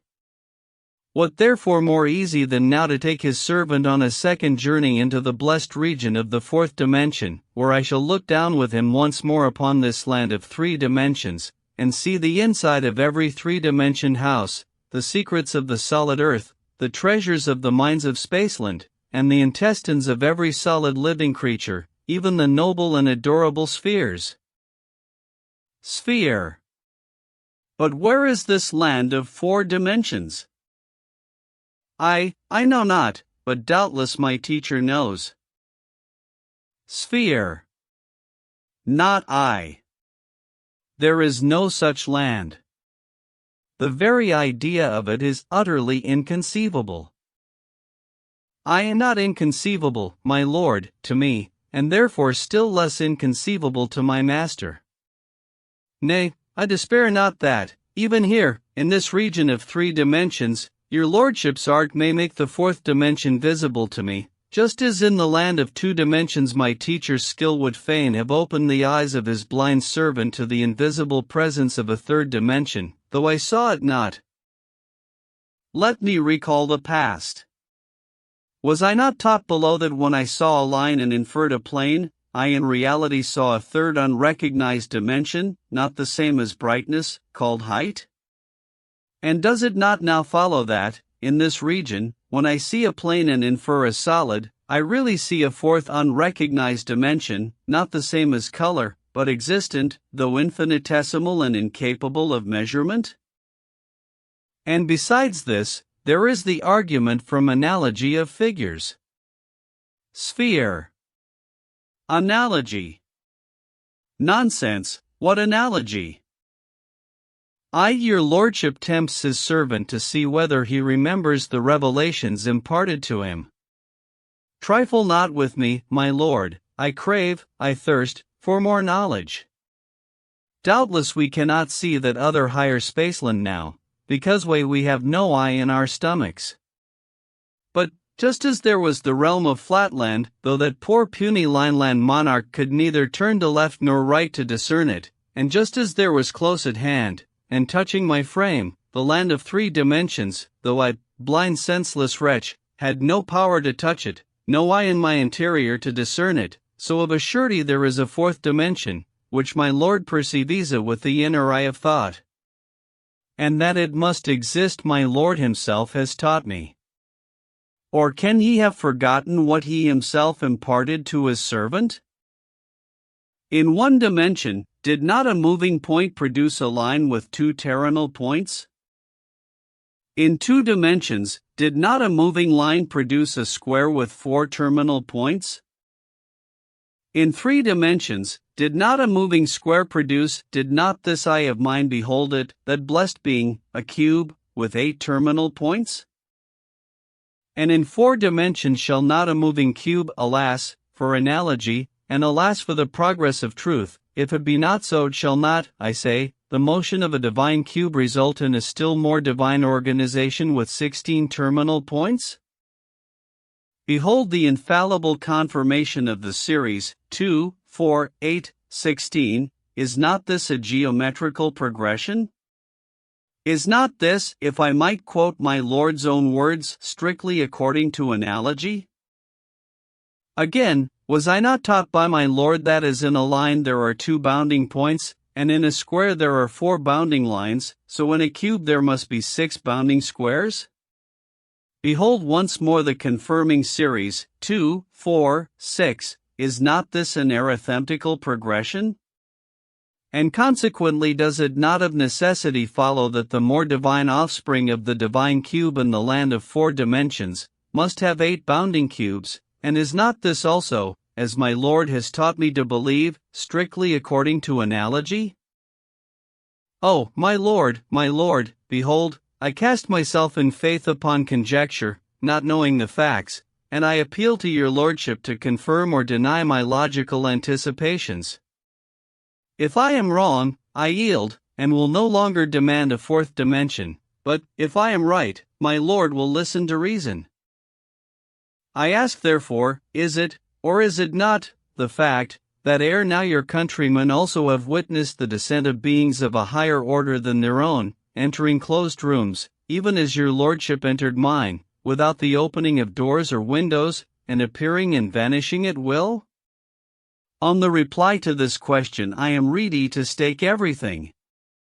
Deny it, and I am henceforth silent. Only vouchsafe an answer. Sphere, after a pause. It is reported so. But men are divided in opinion as to the facts. And even granting the facts, they explain them in different ways. And in any case, however great may be the number of different explanations, no one has adopted or suggested the theory of a 4th dimension. Therefore, pray have done with this trifling, and let us return to business. I was certain of it. I was certain that my anticipations would be fulfilled. And now have patience with me and answer me yet one more question, best of teachers. Those who have thus appeared, no one knows whence, and have returned, no one knows whither, have they also contracted their sections and vanished somehow into that more spacious space, whither I now entreat you to conduct me? Sphere, moodily. They have vanished, certainly, if they ever appeared. But most people say that these visions arose from the thought, you will not understand me, from the brain, from the perturbed angularity of the seer. Say they so? Oh, believe them not. Or if it indeed be so, that this other space is really Thoughtland, then take me to that blessed region where I in thought shall see the insides of all solid things. There, before my ravished eye, a cube moving in some altogether new direction, but strictly according to analogy, so as to make every particle of his interior pass through a new kind of space, with a wake of its own, shall create a still more perfect perfection than himself, with 16 terminal extra-solid angles, and 8 solid cubes for his perimeter. And once there, shall we stay our upward course? In that blessed region of 4 dimensions, shall we linger at the threshold of the 5th, and not enter therein? Ah, no! Let us rather resolve that our ambition shall soar with our corporal ascent. Then, yielding to our intellectual onset, the gates of the 6th dimension shall fly open, after that a 7th, and then an 8th.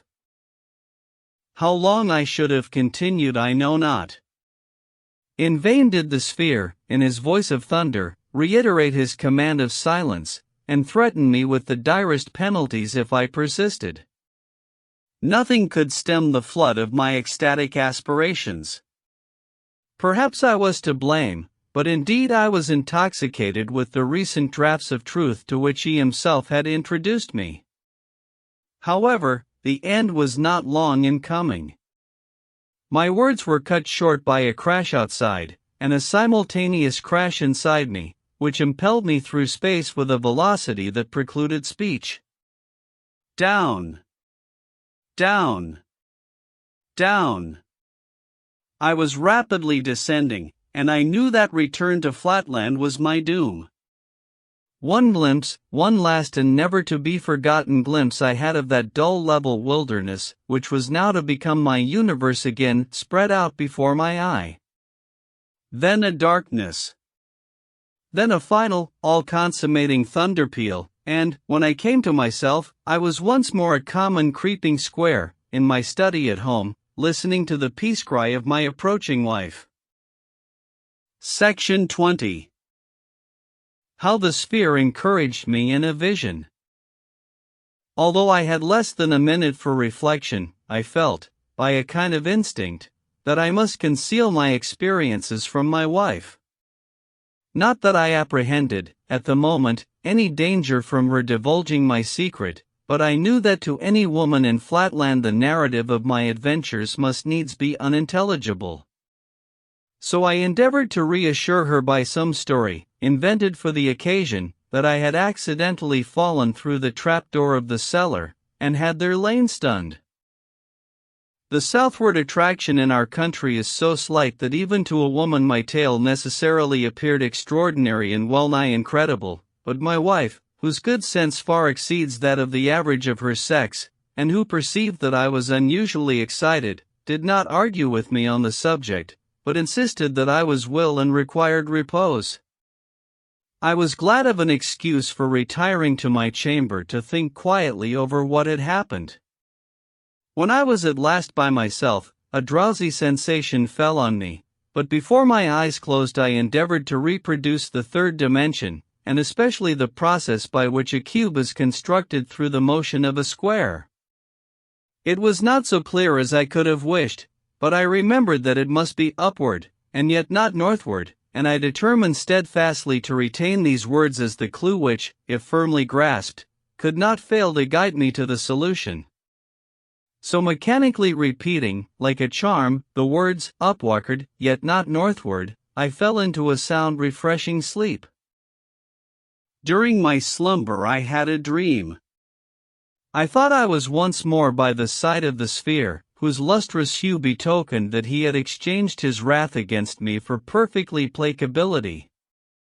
We were moving together towards a bright but infinitesimally small point, to which my master directed my attention.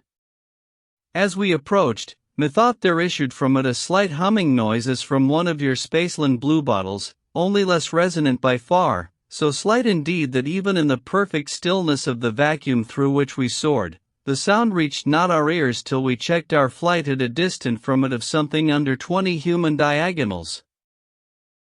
Look yonder, said my guide, in Flatland thou hast lived, of Lineland thou hast received a vision, thou hast soared with me to the heights of Spaceland. Now, in order to complete the range of thy experience, I conduct thee downward to the lowest depth of existence, even to the realm of Pointland, the abyss of no dimensions.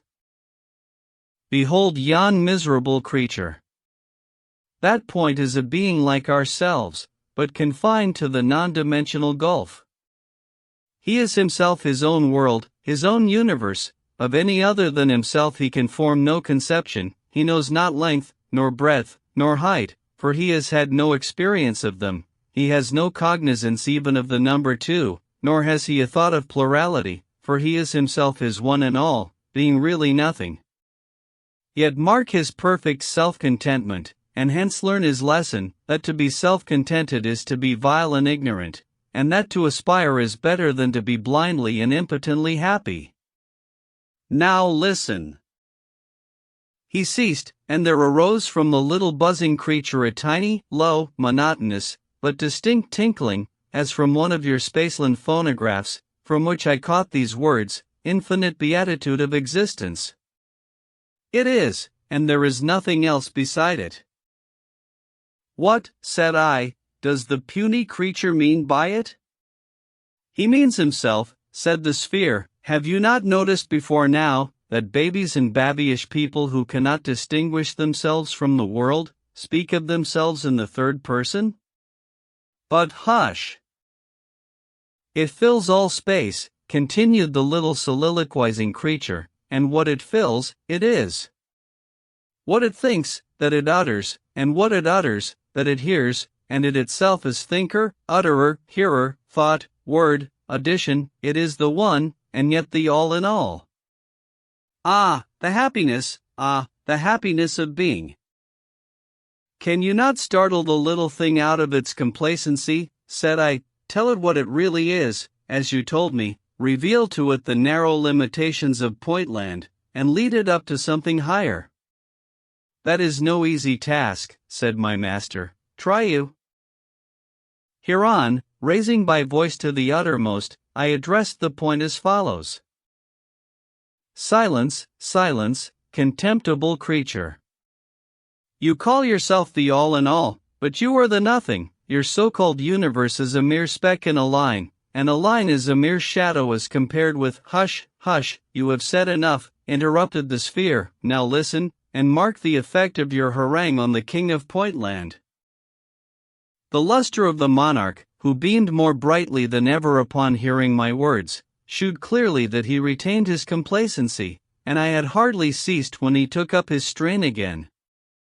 The joy of thought one what can it not achieve by thinking? Its own thought coming to itself, suggestive of its disparagement, thereby to enhance its happiness. Sweet rebellion stirred up to result in triumph. The divine creative power of the all-in-one. The joy of being. You see, said my teacher, how little your words have done.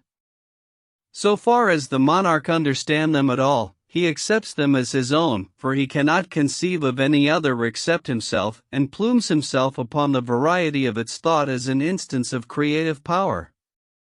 Let us leave this god of Pointland to the ignorant fruition of his omnipresence and omniscience. Nothing that you or I can do can rescue him from his self-satisfaction.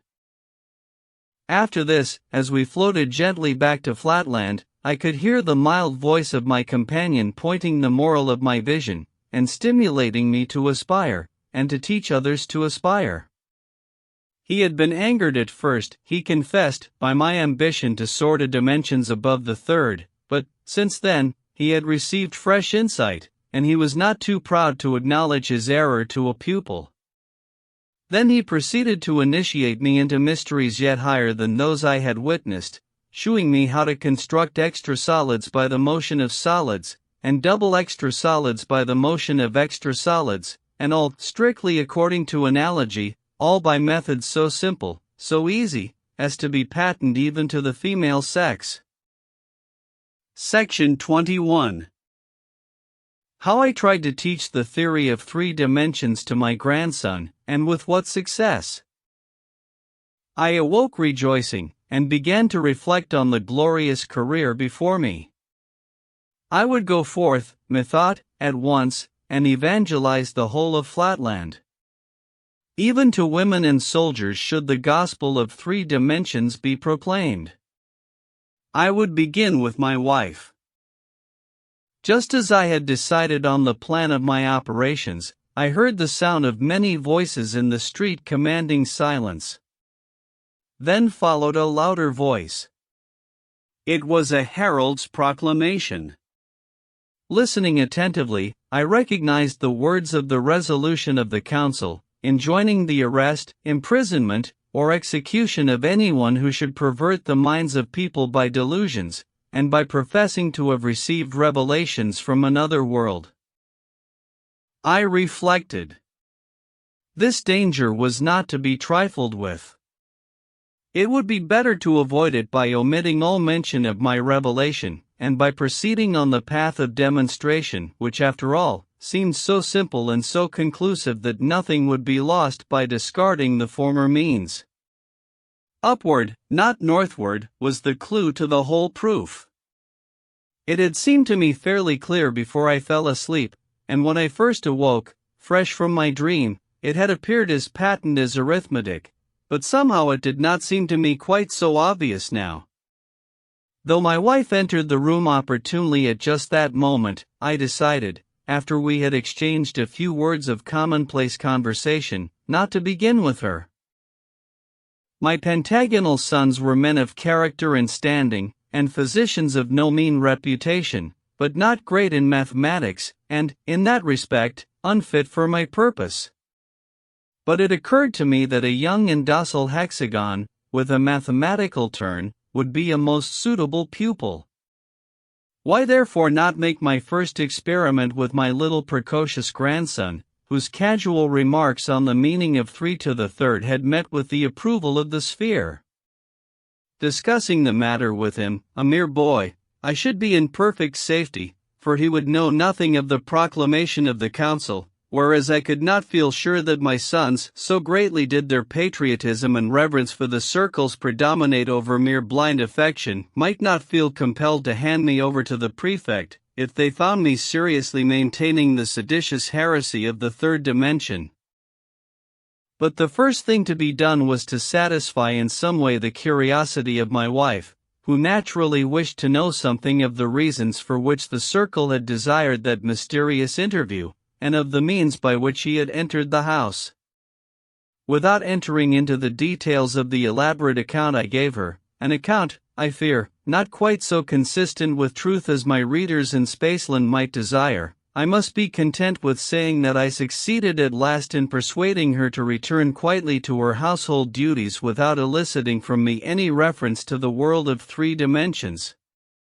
This done, I immediately sent for my grandson, for, to confess the truth, I felt that all that I had seen and heard was in some strange way slipping away from me, like the image of a half-grasped, tantalizing dream, and I longed to essay my skill in making a first disciple.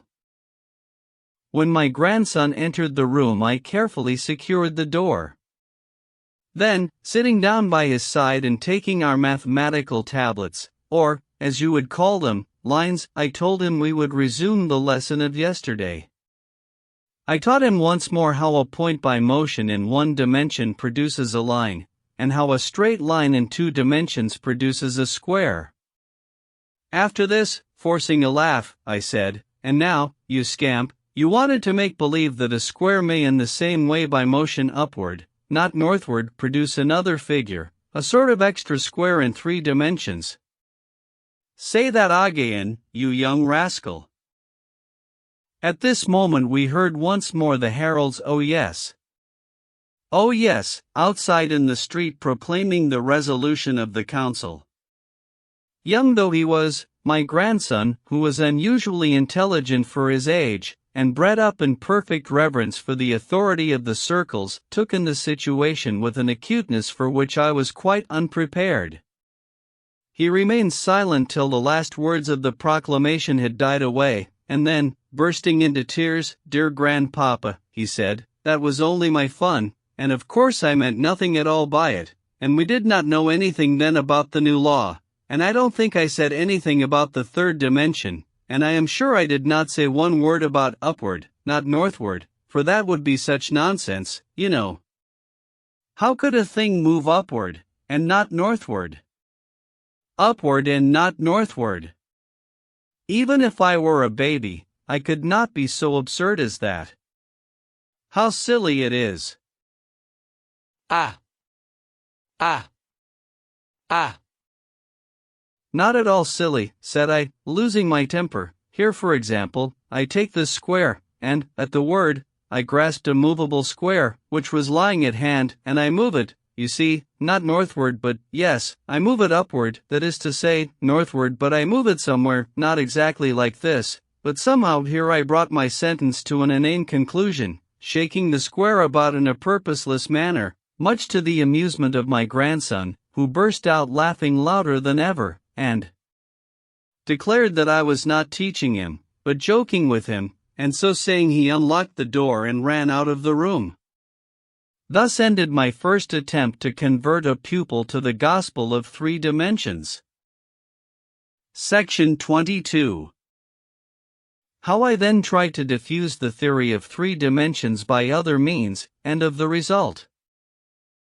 My failure with my grandson did not encourage me to communicate my secret to others of my household, yet neither was I led by it to despair of success. Only I saw that I must not wholly rely on the catchphrase, upward, not northward, but must rather endeavor to seek a demonstration by setting before the public a clear view of the whole subject, and for this purpose it seemed necessary to resort to writing. So I devoted several months in privacy to the composition of a treatise on the mysteries of 3 dimensions. Only, with the view of evading the law, if possible, I spoke not of a physical dimension, but of a thoughtland whence, in theory, a figure could look down upon Flatland and see simultaneously the insides of all things, and where it was possible that there might be supposed to exist a figure environed, as it were, with 6 squares, and containing 8 terminal points. But in writing this book I found myself sadly hampered by the impossibility of drawing such diagrams as were necessary for my purpose, for of course, in our country of Flatland, there are no tablets but lines, and no diagrams but lines, all in one straight line and only distinguishable by difference of size and brightness, so that, when I had finished my treatise, which I entitled, Through Flatland to Thoughtland, I could not feel certain that many would understand my meaning. Meanwhile my wife was under a cloud. All pleasures palled upon me, all sights tantalized and tempted me to outspoke treason, because I could not compare what I saw in 2 dimensions with what it really was if seen in 3, and could hardly refrain from making my comparisons aloud. I neglected my clients and my own business to give myself to the contemplation of the mysteries which I had once beheld, yet which I could impart to no one, and found daily more difficult to reproduce even before my own mental vision. One day, about 11 months after my return from Spaceland, I tried to see a cube with my eye closed, but failed, and though I succeeded afterwards, I was not then quite certain, nor have I been ever afterwards, that I had exactly realized the original. This made me more melancholy than before, and determined me to take some step, yet what, I knew not. I felt that I would have been willing to sacrifice my life for the cause, if thereby I could have produced conviction. But if I could not convince my grandson, how could I convince the highest and most developed circles in the land? And yet at times my spirit was too strong for me, and I gave vent to dangerous utterances. Already I was considered heterodox if not treasonable, and I was keenly alive to the danger of my position. Nevertheless I could not at times refrain from bursting out into suspicious or half-seditious utterances, even among the highest polygonal or circular society. When, for example, the question arose about the treatment of those lunatics who said that they had received the power of seeing the insides of things, I would quote the saying of an ancient circle, who declared that prophets and inspired people are always considered by the majority to be mad, and I could not help occasionally dropping such expressions as the eye that discerns the interiors of things, and the all-seeing land. Once or twice I even let fall the forbidden terms the third and fourth dimensions.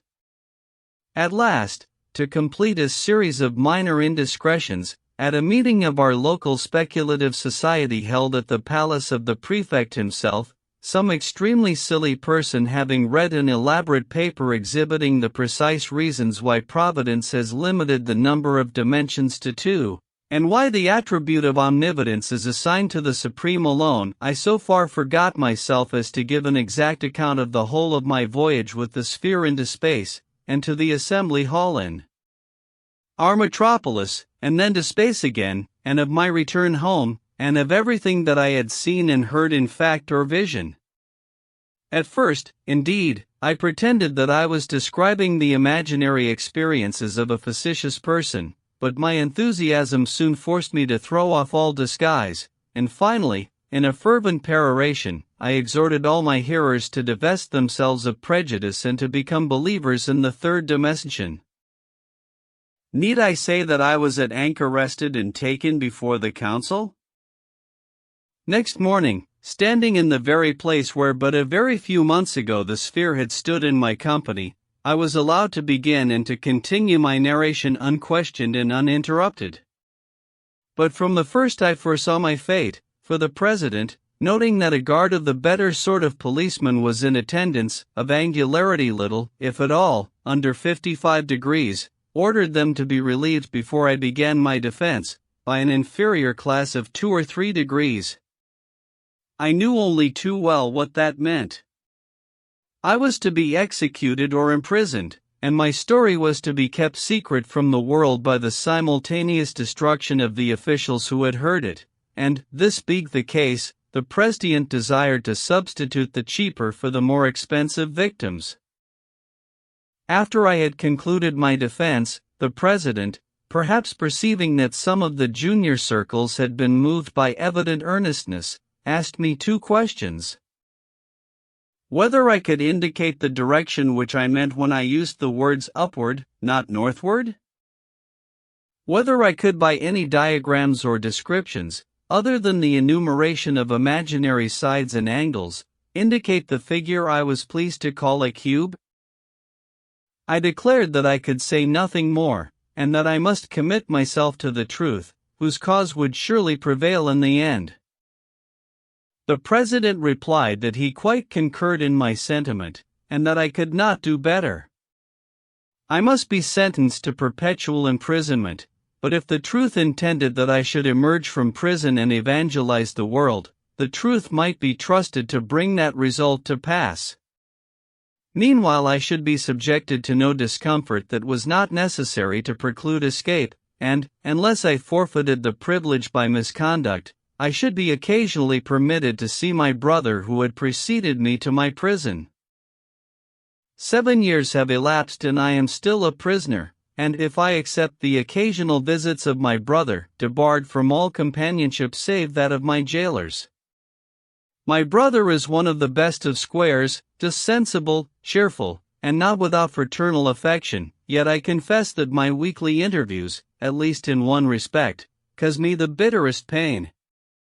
He was present when the sphere manifested himself in the council chamber, he saw the sphere's changing sections, he heard the explanation of the phenomena then give to the circles.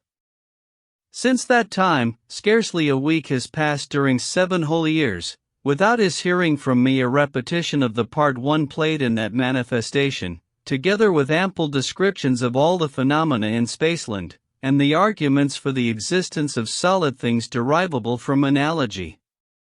Yet, I take shame to be forced to confess it, my brother has not yet grasped the nature of 3 dimensions, and frankly avows his disbelief in the existence of a sphere. Hence I am absolutely destitute of converts, and, for aught that I can see, the millennial revelation has been made to me for nothing. Prometheus up in Spaceland was bound for bringing down fire for mortals, but I, poor Flatland Prometheus, lie here in prison for bringing down nothing to my countrymen. Yet I exist in the hope that these memoirs, in some manner, I know not how, may find their way to the minds of humanity in some dimension, and may stir up a race of rebels who shall refuse to be confined to limited dimensionality. That is the hope of my brighter moments. Alas, it is not always so. Heavily weights on me at times the burdensome reflection that I cannot honestly say I am confident as to the exact shape of the once seen, oft regretted cube, and in my nightly visions the mysterious precept, upward, not northward, haunts me like a soul-devouring sphinx.